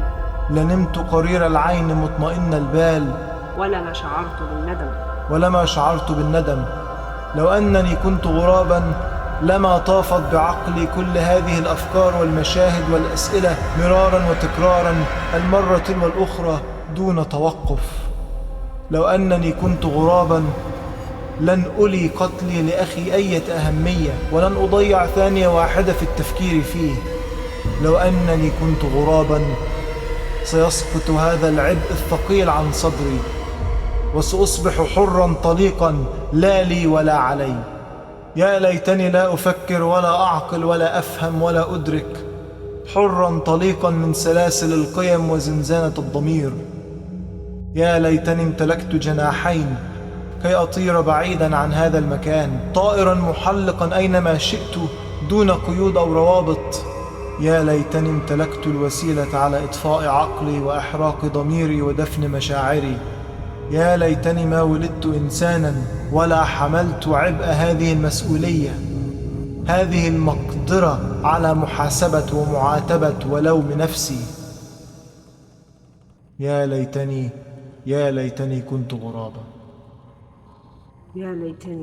يا ليتني كنت غرابا.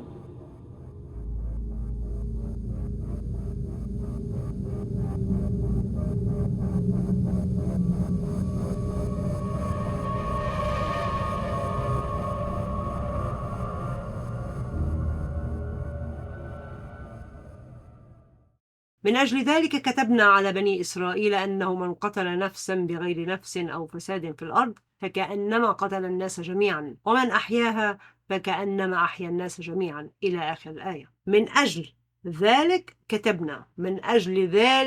كتبنا على بني إسرائيل. من أجل ماذا بالضبط؟ ماذا تعني كلمة ذلك في هذه الآية؟ لا تستهن يا عزيزي المستمع بأهمية هذا المصطلح البسيط وتأثيره على الآية، فتفسير هذه الآية يعتمد بشكل مطلق على معنى ذلك ويرتبط به ارتباطا وثيقا، لأن فهم الحكم في هذه الحالة يعتمد على سبب فرضه أو كتابته أو حكمه. إن لم تفهم السبب فلن تفهم الحكمة من وراء هذا الحكم، على الأقل ليس بشكل مجمل.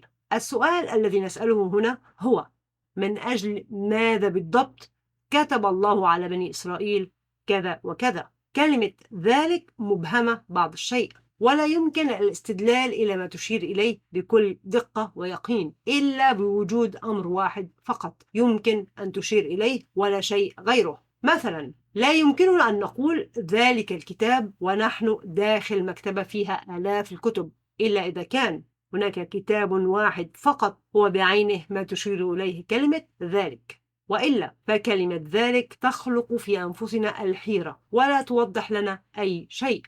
كلمة ذلك في هذه الآية تلخص لنا سبب كتابة هذا الحكم على بني إسرائيل، ولكن نحن لا ندرك إلى أي جزء من الآية تشير كلمة ذلك.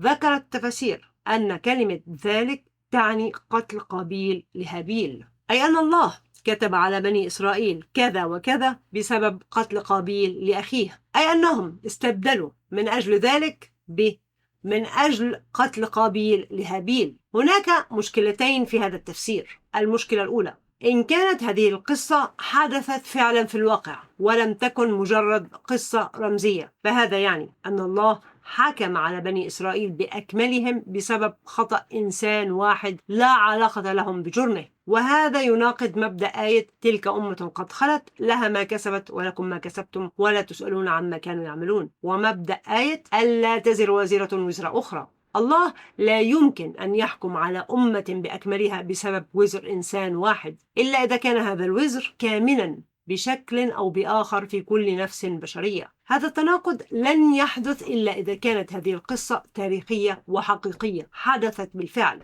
عندما تكون قصة رمزية فيمكن إسقاطها على كل ابن آدم وأي أخ له في الإنسانية، ولذلك لم يذكر اسمي ابني آدم لأنهما لا يرتبطان بأي زمان أو مكان محددين، فقابيل موجود داخل كل إنسان وكذلك هابيل موجود داخل كل إنسان. المشكلة الثانية: تفسير الكهنة المفسرين يسيء استخدام كلمة ذلك، لأنهم حصروا معنى ذلك على قتل قابيل لأخيه فقط وأهملوا بقية تفاصيل القصة، أي أن الله عندما قال من أجل ذلك فإنه حسب زعمهم لم يقصد علاقة الأخوين معا ولا حواراتهما، ولم يقصد القرابين ولا الغراب ولا عجز قابيل ولا ندبه، ولم يقصد الأسباب والدوافع التي تسببت في وقوع هذه الحادثة، وإنما قصد قتل قابيل لأخيه فقط، أي جريمة القتل، أي جزء بسيط جدا اقتطعوه من منتصف القصة وأهملوا باقي التفاصيل. سأعطيكم مثال لأوضح ما أقصده. لنعود إلى الكاتب البارع الذي يكتب قصص الجرائم الغامضة. هذا الكاتب البارع كتب الموقف التالي في أحد قصصه: أعطى رئيس قسم الشرطة لمحقق يعمل تحت سلطته ملفا وقال له بغضب: من أجل ذلك أنت مطرود من الخدمة. فتح المحقق الملف ووجد فيه 3 أسطر: أنت شريف ومنتظم ومخلص في عملك، أنت أمين لا تقبل الرشوة أبدا، أنت فاسد لأنك حطمت كوب المفضل، من أجل ذلك أنت مطرود من الخدمة. احتار المحقق السابق وسأل نفسه: من أجل ماذا بالضبط؟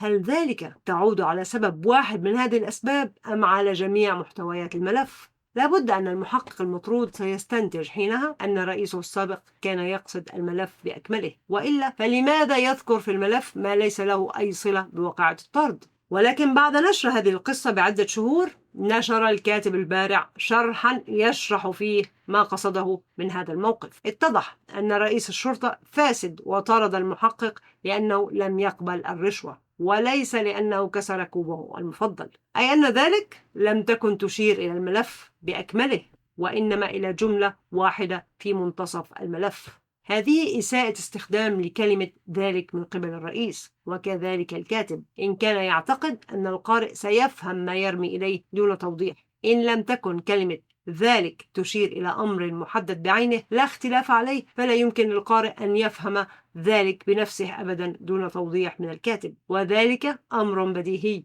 ومن أجل ذلك تفسير الكهنة المفسرين لا يمكن أن يكون صحيحا، لأن ذلك يسقط صفة البلاغة والفصاحة عن هذه السطور. ومن هنا نعود للآية. لابد أن كلمة ذلك في هذه الآية تشير إلى القصة بأكملها، أو على الأقل إلى جوهر ومغزى القصة بأكملها. نعم، كلمة ذلك تشير إلى ذلك، وإلا فما الداعي لبقية التفاصيل إن لم يكن بها أي مغزى أو عبرة؟ بدون شك فإن قتل قابيل لهابيل لا يلخص لنا جوهر هذه القصة أو مغزاها. لابد أن هناك هدفا أسمى وأرقى من معرفة طريقة دفن الموتى. بما أن الحكم كتب على كل الناس، فيجب على هذا الحكم أن ينطبق على كل الناس، وأن يكون قابلا للتطبيق من قبل كل الناس. يجب على معنى ذلك أن يبرر كتابة هذا الحكم على كل الناس، مما يعني أنه خاص بكل الناس وبطبيعة كل الناس، وقد تجسد في ابني آدم اللذان يرمزان لأي ابن آدم وأي أخ له في الإنسانية في كل العصور وفي كل الأزمنة. وبعد دراسة القصة بطريقة تحليلية مفصلة سيتضح لنا أن ذلك تشير إلى طبع موجود في كل نفس بشرية، أي في نفس كل هابيل وفي نفس كل قابيل، وهذا الطبع هو الأنانية. الأنانية هي عدم القدرة أو عدم الرغبة في التفكير في الغير أو إيثار الغير. الإنسان الأناني لا يفكر إلا في نفسه ومصلحته، ولا يفكر في أخيه إما عن جهل أو عن قصد.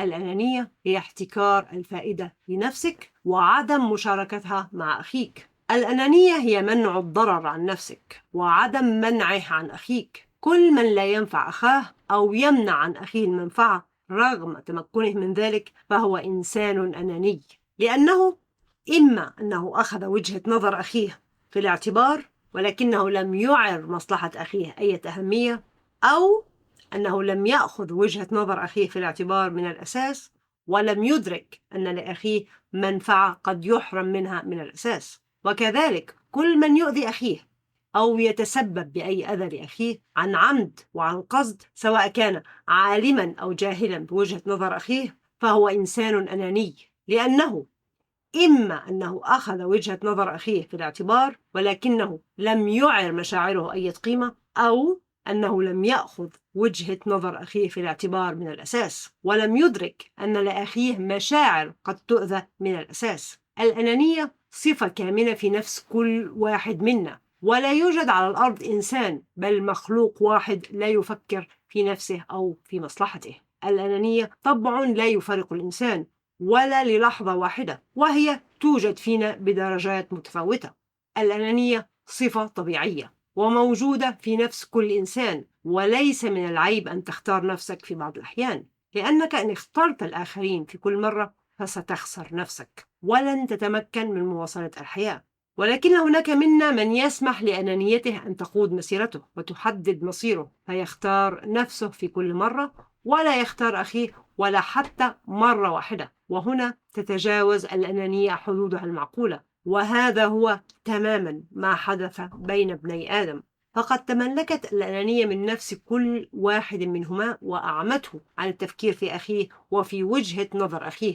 وهذا باعتقادي هو معنى من أجل ذلك، لأنه يعطي القصة بعدا إنسانيا أوسع وأشمل، ويجعل من قصة ابني آدم مرآة يرى كل إنسان نفسه فيها. فمنا من سيرى نفسه في شخص هابيل، ومنا من سيرى نفسه في شخص قابيل، ومنا من سيرى في نفسه الاثنين معا. الأنانية هي المحرك الرئيسي وراء قصة ابني آدم، والسبب الذي من أجله ذكرت هذه القصة بأدق تفاصيلها. فكل من ابني آدم تجسدت الأنانية بأبشع صورها في أفعاله وأقواله وأفكاره بشكل أو بآخر. هابيل حرم أخيه من حنان الأخوة، فهو لم ينصحه ولم يرشده ولم يؤازره ولم يقف بجانبه ولم يسانده. هابيل تقبل قربانه، أي أنه نجح، ولكنه أخفى عن أخيه سبل النجاح التي سلكها هو، واحتكر لنفسه العبر والدروس التي تعلمها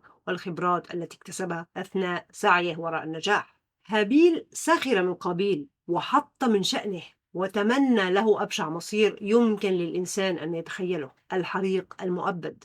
سأجعل حياتي جنتي وجنتي هي جحيمك. تملك هابيل الغرور وسيطرت عليه الأنانية، فأراد احتكار الجنة لنفسه ولنفسه فقط. كره هابيل النجاح لقابيل، فقطع عنه حبل النجاة وتركه على شفا حفرة من النار، ضمن لنفسه الجنة وأباها لأخيه. وهذه هي قمة الأنانية. وللأسف هذا هو حال معظم الناس الذين يظنون أنهم على صواب وأن الآخرين على خطأ، وبذلك نصبوا أنفسهم آلهة على الناس، وأعطوا لأنفسهم الحق في إرسال الناس إلى الجنة أو إلى جهنم، سواء في هذه الحياة أو في الحياة الآخرة. إضافة لذلك يجب ألا ننسى أن هابيل استسلم ورضخ لأخيه، وقرر ألا يدافع عن نفسه وألا يمنع أخيه من قتله.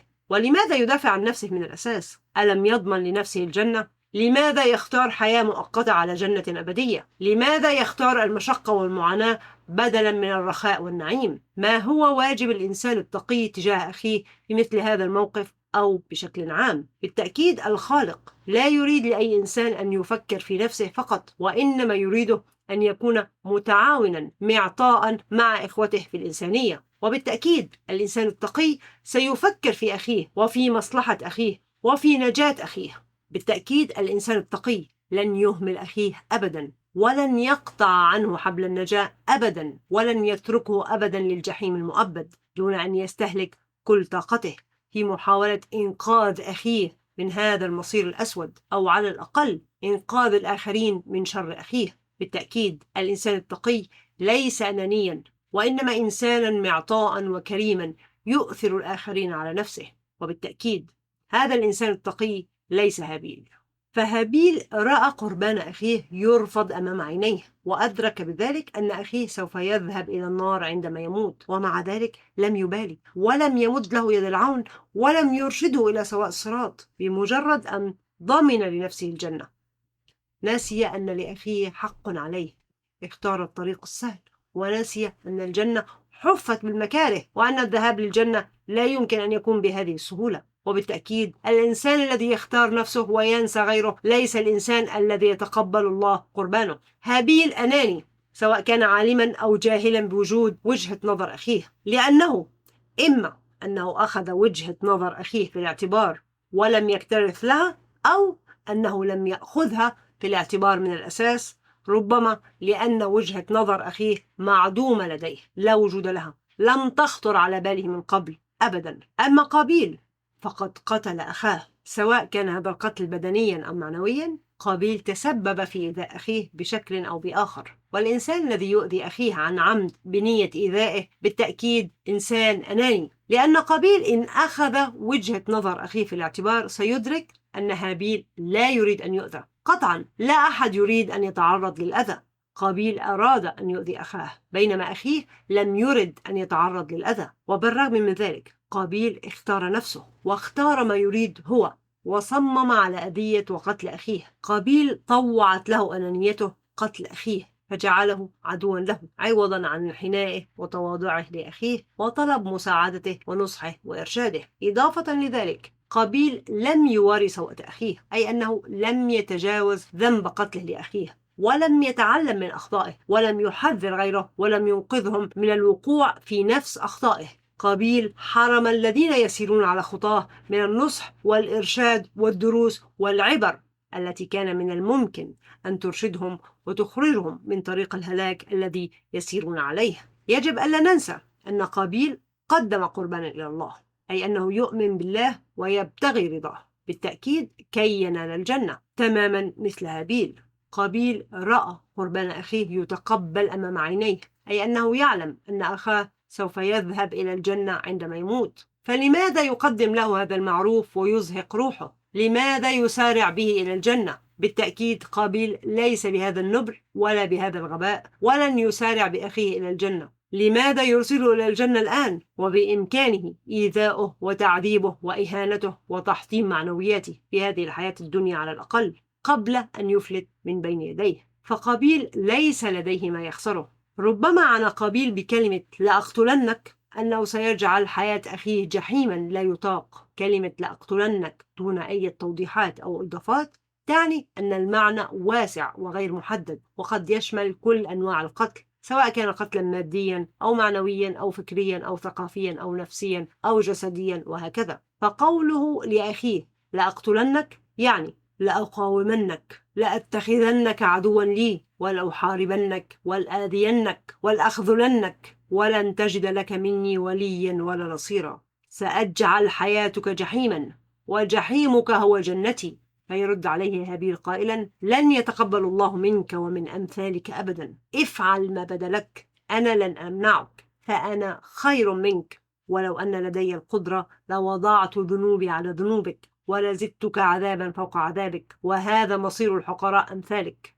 تملك قابيل الحقد، وسيطرت عليه الأنانية، فأراد بدوره أن يجعل حياة أخيه جحيما لا يطاق، وأراد أن يضمن الجنة لنفسه ولنفسه فقط بشكل أو بآخر، سواء في هذه الحياة أو في الحياة الآخرة. كره قابيل الجنة لهابيل، ضمن لنفسه النار وتمناها لأخيه بدلا منه، وهذه هي قمة الأنانية. قابيل أناني لأنه حرفيا اتبع هواه وأطاع نفسه فيما اشتهت وفيما رغبت وفيما هوت، بينما أهمل نفس أخيه ولم يعطها أي وزن أو أي قيمة. قابيل أناني سواء كان عالما أو جاهلا بوجود وجهة نظر أخيه، لأنه إما أنه أخذ وجهة نظر أخيه في الاعتبار ولم يكترث لها، أو أنه لم يأخذها في الاعتبار من الأساس، ربما لأن وجهة نظر أخيه معدومة لديه، لا وجود لها، لم تخطر على باله من قبل أبدا.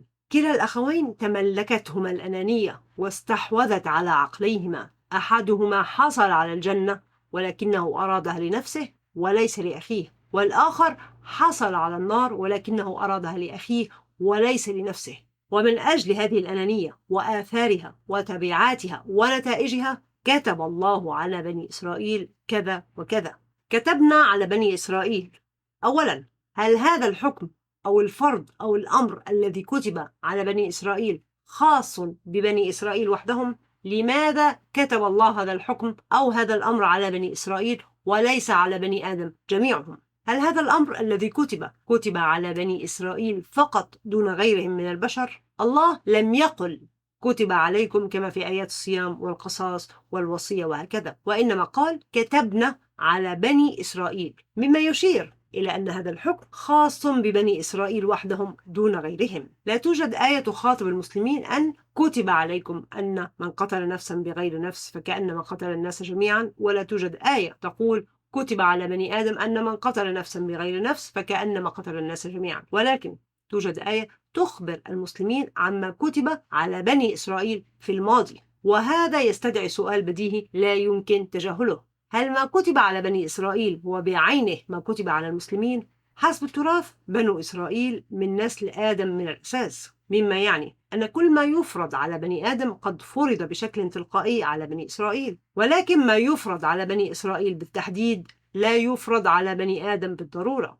فهل الله يأمر بني آدم من خلال أوامره لبني إسرائيل؟ هل على المسلم أن يفترض أن ما كتبه الله على بني إسرائيل أيضا قد كتب عليه؟ التفاسير جعلت من هذه الآية ومن العديد من الآيات التي تشابهها مجرد معلومات تاريخية لا تقدم بل تؤخر. مثلا المسلم اليوم يأكل الشحوم، ولا تخطر على باله أبدا فكرة أن الله يحرم عليه الشحوم من خلال تحريمها على الذين هادوا. والمسلم اليوم يعمل يوم السبت، ولا تخطر على باله أبدا فكرة أن الله يحرم عليه العمل يوم السبت من خلال تحريمه على بني إسرائيل. هذه الآيات مجرد معلومات تاريخية بالنسبة للمسلم، فلماذا يعتقد أن هذه الآيات تخصه؟ المسلم الذي يقتل نفسا واحدة فكأنما قتل الناس جميعا، أم أن الإسرائيلي فقط هو من ينطبق عليه هذا الحكم؟ التفاسير لا تفيدنا في هذا الشأن على الإطلاق. فقد مر الكهنة مرور اللئام على مصطلح بني إسرائيل في هذه الآية، وتغافلوا عن عمد عن الإجابة على أبسط الأسئلة التي قد تخطر على بال الإنسان وهو يقرأ هذه الآية: لماذا كتب هذا الأمر على بني إسرائيل ولم يكتب علينا؟ إن كان هذا الأمر لنا فلماذا لم يكتب علينا مباشرة وإنما كتب على بني إسرائيل؟ بغرض أن نفهم أن هذا الأمر موجه لنا أيضا، أن الله يأمرنا من خلال أمره لبني إسرائيل. وما علاقة بني إسرائيل بابني آدم؟ هل هذه مجرد معلومة تاريخية أم أن هناك عبرة يجب علينا أن نستخلصها؟ تفاسير التراث شلت الآية وجعلتها عقيمة، مجرد معلومة تاريخية. دون أدنى شك لابد أن يكون هناك سبب من وراء ذكر نبأ ابني آدم وربطه ببني إسرائيل حصرا، وليس بالمسلمين ولا ببني آدم. وبما أن القرآن صالح لكل زمان ولكل مكان، فيجب أن تكون أوامره صالحة لكل زمان ولكل مكان ولكل إنسان في كل زمان وفي كل مكان. ودون أدنى شك مصطلح بني إسرائيل لا علاقة له باليهود ولا بالنصارى كما زعم الكهنة المفسرين وكما اعتقدنا العقود، وإنما معناه أوسع وأشمل وأقرب للمنطق والحق من تفاسيرهم المضحكة. وسأتحدث عن بني إسرائيل بشكل مفصل في حلقة أخرى. الآن لنعد إلى الآية. من أجل ذلك كتبنا على بني إسرائيل أنه من قتل نفسا بغير نفس أو فساد في الأرض فكأنما قتل الناس جميعا. بداية لاحظوا أن النفس لم يسبقها أو يلحقها أي مصطلح آخر يحدد ماهية وتفاصيل هذه النفس أو طبيعتها، وإنما ذكرت بدون أي إضافات، أي مجرد نفس بغض النظر عن إيمانها أو كفرها أو لونها أو عرقها أو عمرها أو ذكائها أو علمها أو جهلها أو وعيها أو جنسها وهكذا. ثانيا، بغض النظر عمن وجهت إليهم هذه الآية، ما الذي كتب على بني إسرائيل بالتحديد؟ ما هو الأمر الذي كتبه الله على بني إسرائيل؟ هل هو أمر من الأساس؟ هل الله يأمر بني إسرائيل أن من قتل نفسا بغير نفس أو فساد في الأرض فكأنما قتل الناس جميعا؟ أين هو الأمر؟ هل الله يأمر بني إسرائيل أن يعاملوا قاتل النفس الواحدة كقاتل كل الناس؟ أن يعاملوا قاتل 10 أنفس كقاتل المليارات من الناس؟ تباين المفسرون واختلفوا كالعادة، فمنهم من قال أن قاتل النفس الواحدة فهو مثل من قتل الناس جميعا، أي أن من أزهق روحا واحدة حسب المفسرين فكأنما أزهق أرواح المليارات. بل ذهب بعضهم أن قتل النفس المحرم قتلها يصلى النار كما يصلاها لو قتل الناس جميعا، أي أن الله يساوي بين قاتل النفس الواحدة وقاتل المليارات من الأنفس. هل جننتم؟ أهكذا هو الله؟ هل الله الذي لا يظلم مثقال ذرة من خردل يساوي بين قاتل النفس الواحدة وقاتل الآلاف أو المئات أو العشرات من الأنفس؟ هل يتساوى قاتل نفس واحدة وقاتل نفس واحدة آخر؟ هل الله الذي لا يظلم نفسا يساوي قتلة الأنفس وبعضهم البعض بغض النظر عن ظروفهم وأسبابهم ونشأتهم وبيئتهم وتعليمهم ودرجة وعيهم، بغض النظر عن عدد ضحاياهم؟ القتلة لا يستوون، والله لا يمكن أن يساوي بين إنسان وآخر، لأن كل إنسان ظروفه تختلف حتى عن توأمه ولا تتكرر أبدا. نحن كبشر قدرتنا محدودة، لا يمكن أن نعدل كل العدل، ولا يمكن أن نفهم كل قاتل ومسبباته ودوافعه وظروفه ومبرراته على أكمل وجه مهما بلغت درجة وعينا وذكائنا. ولكن الله كلي القدرة وكلي العدل وكلي العلم سريع الحساب، سيأخذ كل تفصيلة في الاعتبار ولن يهمل ذرة واحدة من التفاصيل قبل أن يصدر حكمه. هذا التفسير لا يمكن أن يكون صحيحا لأنه يتهم الخالق بالظلم. أما التفسير الثاني فهو يقول أن النفس في هذه الآية تشير إلى النبي أو الإمام العدل، أي أن من قتل نبيا أو إمام عدل بغير نفس أو فساد في الأرض فكأنما قتل الناس جميعا. أنا لا أستهين بعقول من يستمعون لي كما يفعل هؤلاء، ولذلك لن أعير هذا التفسير الأبله أي قيمة. فمن يستبدل كلمة النفس بكلمة أخرى لا علاقة لها بها مثل النبي فهو ضال مضل يستهين بعقولنا. إن كان كلام هذا المفسر صحيح، فلماذا لم يقل الله أن من قتل نبيا بغير نفس فكأنما قتل الناس جميعا؟ لأن هذا التفسير تفسير فاشل ولا يمكن أن يكون صحيحا. إن كان هذا التفسير صحيح عندها سيصبح بإمكاننا أن نستبدل أي كلمة في القرآن بأي كلمة أخرى لا علاقة لها بها، لا من خلال السياق ولا من خلال المعجم أو المعنى. إضافة لذلك هذا المفسر الذي يقترح هذا التفسير يضخم من فظاعة قتل الأنبياء والقادة والأئمة، ولكنه يقلل ويحقر من فظاعة قتل كل من عداهم من المواطنين العاديين. طبعا قتل الأئمة والرؤساء والأنبياء سيؤثر بدون شك على عدد ضخم من الناس، ولكن هل من قتل نبيا فكأنما قتل الناس جميعا؟ بينما من قتل إنسانا عاديا فكأنما قتل إنسانا عاديا. ماذا عن الإحياء؟ رغم أن بعض المفسرين فسروا الإحياء بشكل حرفي، أي منع إزهاق الروح كالعفو عند القصاص، إلا أن بعضهم فسر الإحياء بشكل معنوي، الشد على العضد. هذا تفسير منطقي لأنه يوسع معنى الإحياء عن مجرد مضاد للقتل، مجرد منع إزهاق روح أو إنقاذ روح من الهلاك، وأيضا لأنه عملي ويشجع المسلمين على التعاون والمؤاخاة كي يحيي بعضهم بعضا. المشكلة أن المفسرين الذين اقترحوا هذا التفسير أيضا حصروا الإحياء على الأنبياء والأئمة العدل فقط. عدا هذا التفسير، جميع التفاسير الأخرى تفسر القتل والإحياء بشكل حرفي. الغريب أن تفسير شد عضد الأنبياء يفسر القتل بشكل حرفي، أي إزهاق روح، بينما يفسر الإحياء بشكل معنوي، أي شد العضد. وهذا يجعلك تتساءل، ترى ما نوع الحشيش الذي كان يتعاطاه هؤلاء المفسرين؟ لماذا الإحياء معنوي ولكن القتل حرفي؟ هل كانوا يقصدون أن القتل أيضا معنوي، أي مضاد شد العضد؟ هل كانوا يقصدون أن قتل الأنبياء يعني محاربتهم والتضييق عليهم؟ لو كان هذا مقصدهم فعلا، فلماذا لم يشرحوه لنا بالتفصيل بدلا من أن يتوقعوا من قرائهم أن يتوصلوا إليه بأنفسهم؟ وفي النهاية لن تجد إجابات على أبسط التساؤلات، ولن تجد ضالتك أبدا. للأسف المفسر لا يعرف كيف يفسر.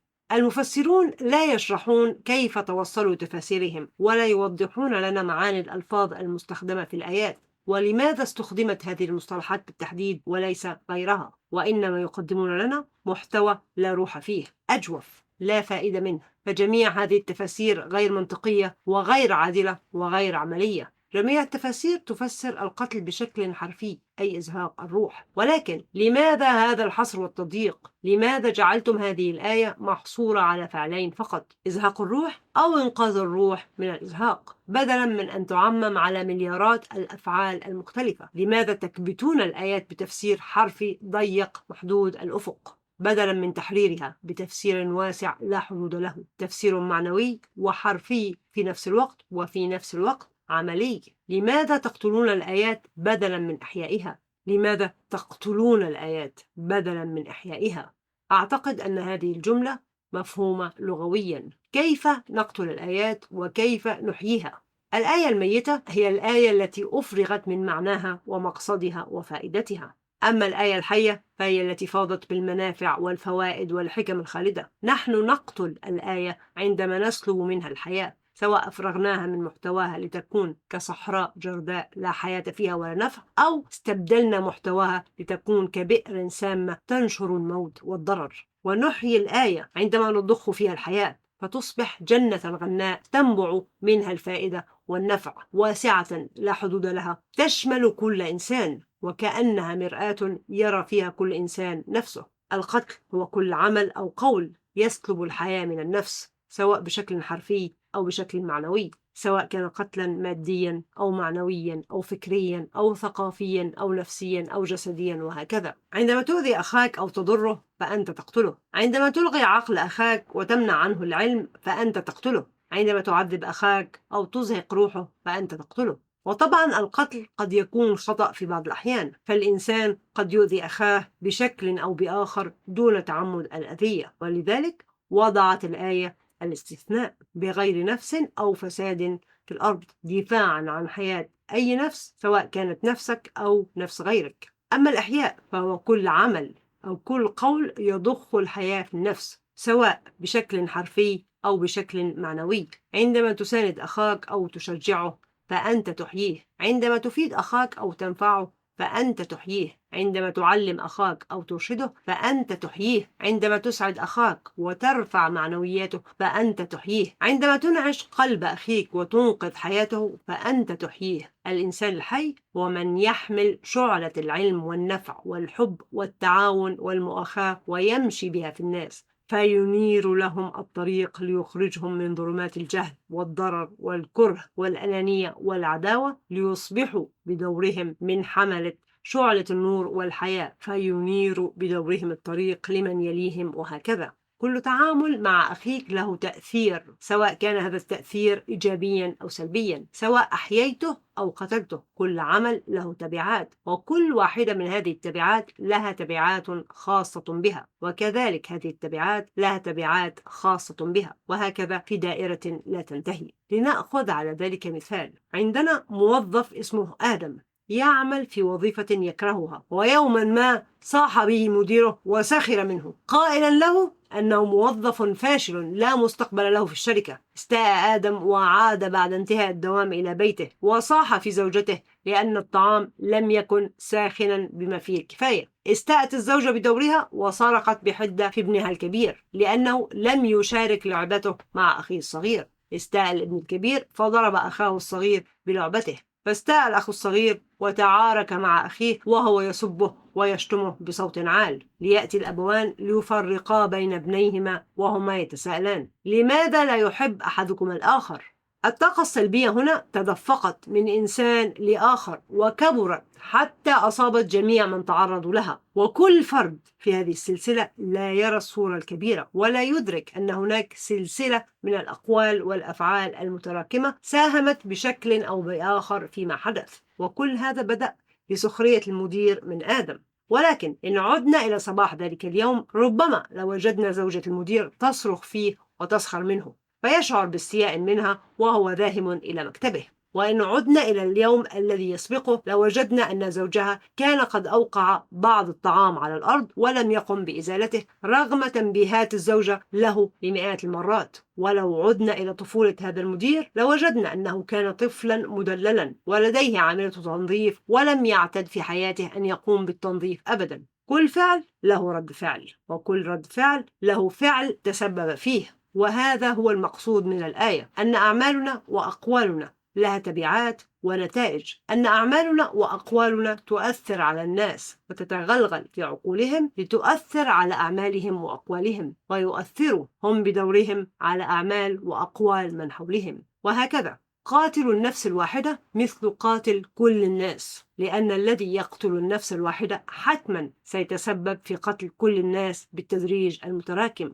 فالأب الذي يلقن أبنائه العنصرية والكراهية يقتل أو يساهم في قتل كل من يتعرض لعنصرية وكراهية أبنائه التي زرعها فيهم، وكل من يتعرض لهذه العنصرية والكراهية يقتل ولو جزء بسيط من قلبه، وتتأثر أفعاله وأقواله مع من حوله تبعا لذلك. من أحيا النفس الواحدة مثل الذي أحيا كل الناس، لأن الذي يحيي النفس الواحدة حتما سيتسبب في إحياء كل الناس بالتدريج المتراكم.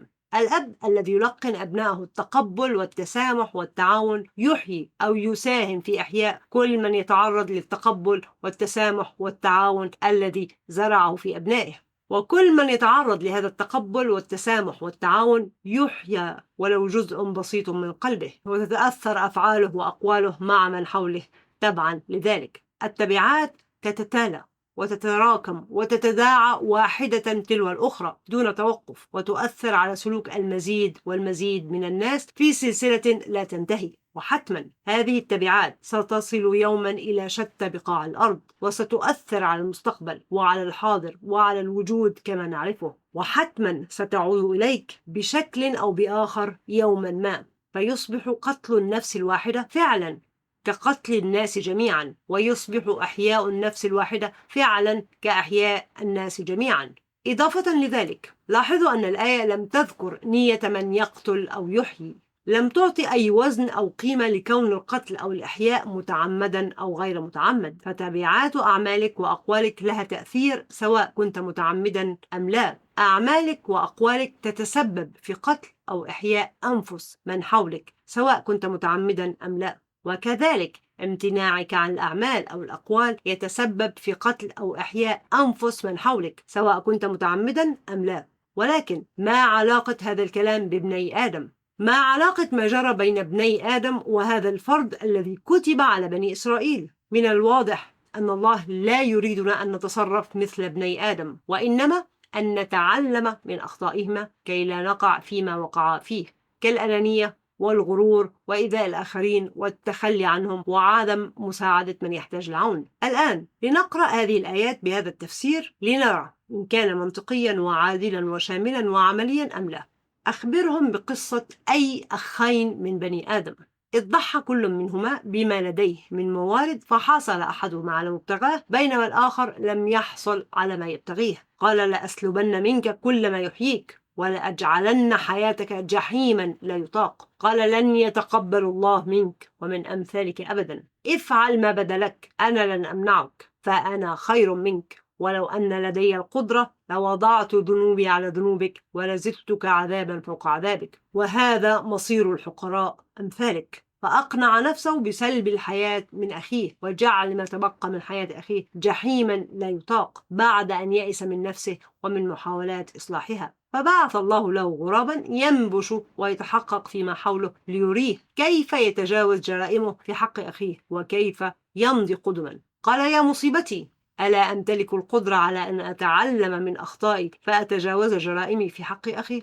فاستسلم للندم ولم يحاول أن يمضي قدما. وبسبب الأنانية المفرطة التي حولت الأخوين إلى عدوين كتبنا على كل من لديه القدرة على التفكير في القرارات واتخاذها وتحمل تبعاتها أن كل من سلب الحياة من أي نفس دون أن يكون مدافعا عن نفس أخرى أو محافظا على بيئته فكأنما سلب الحياة من جميع الأنفس، ومن منح الحياة لأي نفس فكأنما منح الحياة لجميع الأنفس. هذا التفسير عملي وواسع لأنه يشمل كل إنسان بغض النظر عن ظروفه وزمانه ومكانه، وبإمكان كل إنسان أن يرى نفسه فيه ويطبقه. قصة قابيل وهابيل ليست كما فهمناها أبدا، وليست كما ادعى كتاب التراث. هابيل ليس ملاكا تقيا كما يحسب كل الناس، وقابيل ليس شيطانا شقيا كما يحسب كل الناس، وإنما كلاهما أبشع نموذجين للأنانية ويوجدان في نفس كل منا بدرجات متفاوتة. أحدهما هو حب الخير لنفسك ومنعه عن أخيك، احتكار الجنة لنفسك وعدم مشاركتها مع أخيك، والآخر هو حب الشر لأخيك وعدم قبوله لنفسك، قبول النار لأخيك وعدم رضاه لنفسك. تتمنى لنفسك ما لا تتمناه لأخيك وترضى لأخيك ما لا ترضاه لنفسك. عندما نقرأ الآيات فنحن لا نقرأها بالفعل وإنما نستبدل معانيها بما أملاه علينا الكهنة المفسرين، فأصبحنا نقرأ الآيات بأعينهم وليس بأعيننا، وأصبحنا نقرأ ما بين السطور بأعينهم وليس بأعيننا، فلم نعد نرى الآيات وإنما نرى تفاسيرها. أنا لا أقول أهجر التفاسير وإنما أقول لا تقدسها. اقرأ الآيات بنفسك وحاول أن تفهمها بنفسك قبل أن تلجأ إلى التفاسير. لا تقرأ تفسيرا واحدا، إنما اطلع على عدة تفاسير ثم عرضها على عقلك وحللها وناقشها وفكر في تبعاتها ونتائجها واختر أكثرها فائدة وأقلها ضررا. خذ التفاسير في الاعتبار ولكن أرجوك لا تقدسها. وأخيرا، ما الذي وجب على ابني آدم القيام به؟ كبداية كان يجب على كل واحد من الأخوين أن يدرك أن لأخيه وجهة نظر، وأن وجهة نظر أخيه مختلفة عن وجهة نظره تماما، وأن واجبه نحو أخيه أن يفهم وجهة نظره قدر استطاعته كنوع من الاحترام والتقبل والتفهم. أخي لديه وجهة نظر ووجهة نظره مختلفة عني، وبالتالي دوافع وأسباب ورغبات وأفكار وأهواء وأماني وذكريات مختلفة عني، وأنا لا أعرف شيئا عن وجهة نظر أخي إلا ما أطلعني أخي عليه، ولذلك أقل شيء أدين لأخي به والاحترام والتقبل والتفهم والتسامح. فأخي مثلي تماما يريد الفائدة والسعادة لنفسه ولمن يحب. أخي مثلي تماما لا يريد الضرر لنفسه ولا الضرر لمن يحب. أنا أرغب أن يحترم أخي وجودي ورغباتي وأن يعطي وزنا وقيمة لوجهة نظري، وبالتالي فإن واجبي أن أحترم وجود أخي ورغباته وأن أعطي لوجهة نظره وزنا وقيمة.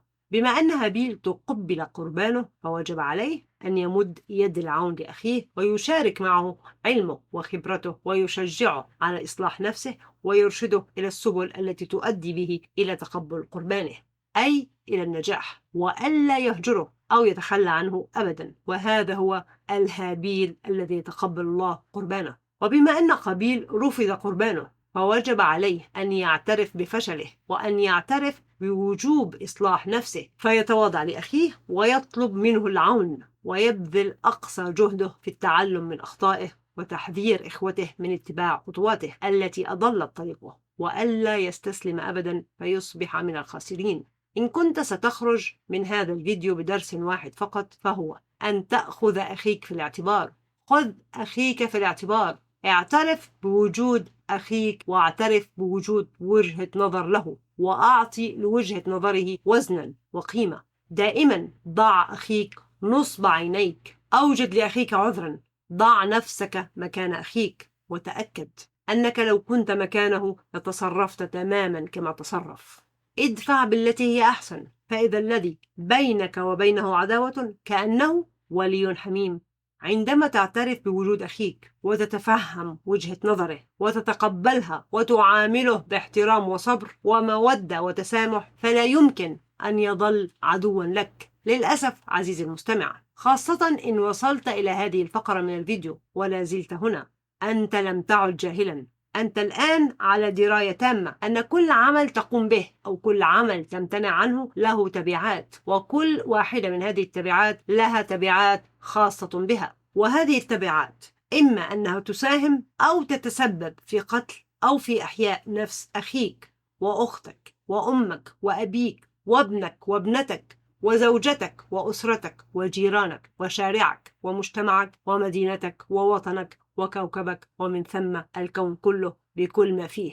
عندما تدرك وزن وأهمية قراراتك وتأثيرها على محيطك ووجودك، عندما تدرك السطوة والقدرة التي تمتلكها في التفكير في قراراتك واتخاذها، عندما تدرك أن كل قول تتلفظ به بإمكانه أن يسعد أو يحبط، يبني أو يهدم، يقتل أو يحيي، عندها ستعرف لماذا انهار قابيل واستسلم وعجز عن الإقدام. عندما قتل قابيل أخيه رأى تبعات ونتائج جرائمه، رأى سيلا من التبعات تتداعى واحدة تلو الأخرى دون توقف، رأى مستقبلا خاليا من هابيل ومن أعمال هابيل ومن أبناء هابيل، رأى قابيل يقف وحده دون وجود هابيل. لم يعودا قابيل وهابيل، وإنما قابيل فقط. قابيل غير الوجود، فهابيل الآن غير موجود، وكل من كان سيتأثر بوجود هابيل الآن سيتأثر بعدم وجوده. العالم لم يعد كما كان ولن يعد أبدا كما كان عليه. أدرك قابيل ضخامة وبشاعة جريمته فانهار ويأس وشل عن الحركة، خوفا ورعبا أن يتسبب في قتل هابيل آخر. لم يكن قابيل أهلا لحمل مثل هذه المسؤولية الجسيمة، فأراد إطفاء عقله وإلغاء ضميره. أراد أن يكون كالغراب، صفاء وسكينة وحرية من المسؤولية، ولكنه عجز عن ذلك. عجز أن يكون مثل الغراب، عجز أن يوقف تفكيره ويشل عقله ويتخلص من ضميره أو شعوره بالندم، فأصبح من النادمين. هل أنت أهل لهذه المسؤولية يا عزيزي المستمع؟ هل تستطيع أن تعترف بأخطائك عندما تخطئ؟ هل تستطيع أن تبحث في هذه الأخطاء وتستخلص منها العبر والدروس فتتعلم منها وتتجنب تكرارها؟ هل تستطيع أن ترشد الناس وتنقل إليهم خبراتك كي تنقذهم من الوقوع في نفس أخطائك؟ أم أن ثقل هذه المسؤولية كبير جدا عليك؟ هل تستطيع أن تفكر في أخيك وفي مصلحة أخيك؟ أم أنك مثل هابيل لا تهتم بالآخرين ولا بمعاناتهم، وإنما تهتم بنفسك وبمن تحب، وتحتكر الجنة لنفسك ولمن تحب؟ هل تستطيع أن تعاني من أجل مصلحة أخيك؟ أم أنك مثل قابيل لا تريد أن تفكر بمعاناة الآخرين ولا تريد لمعاناتهم أن تحبطك وتعكر مزاجك، فترضى النار لأخيك وتأباها لنفسك؟ ربما تتمنى لو أنك لا تهتم بأخيك من الأساس، وتتمنى موت ضميرك عندما يعاني، تتمنى أن تتخلص من هذا الحمل الثقيل الذي يجسم على قلبك، فتقول يا ليتني كنت غرابا، يا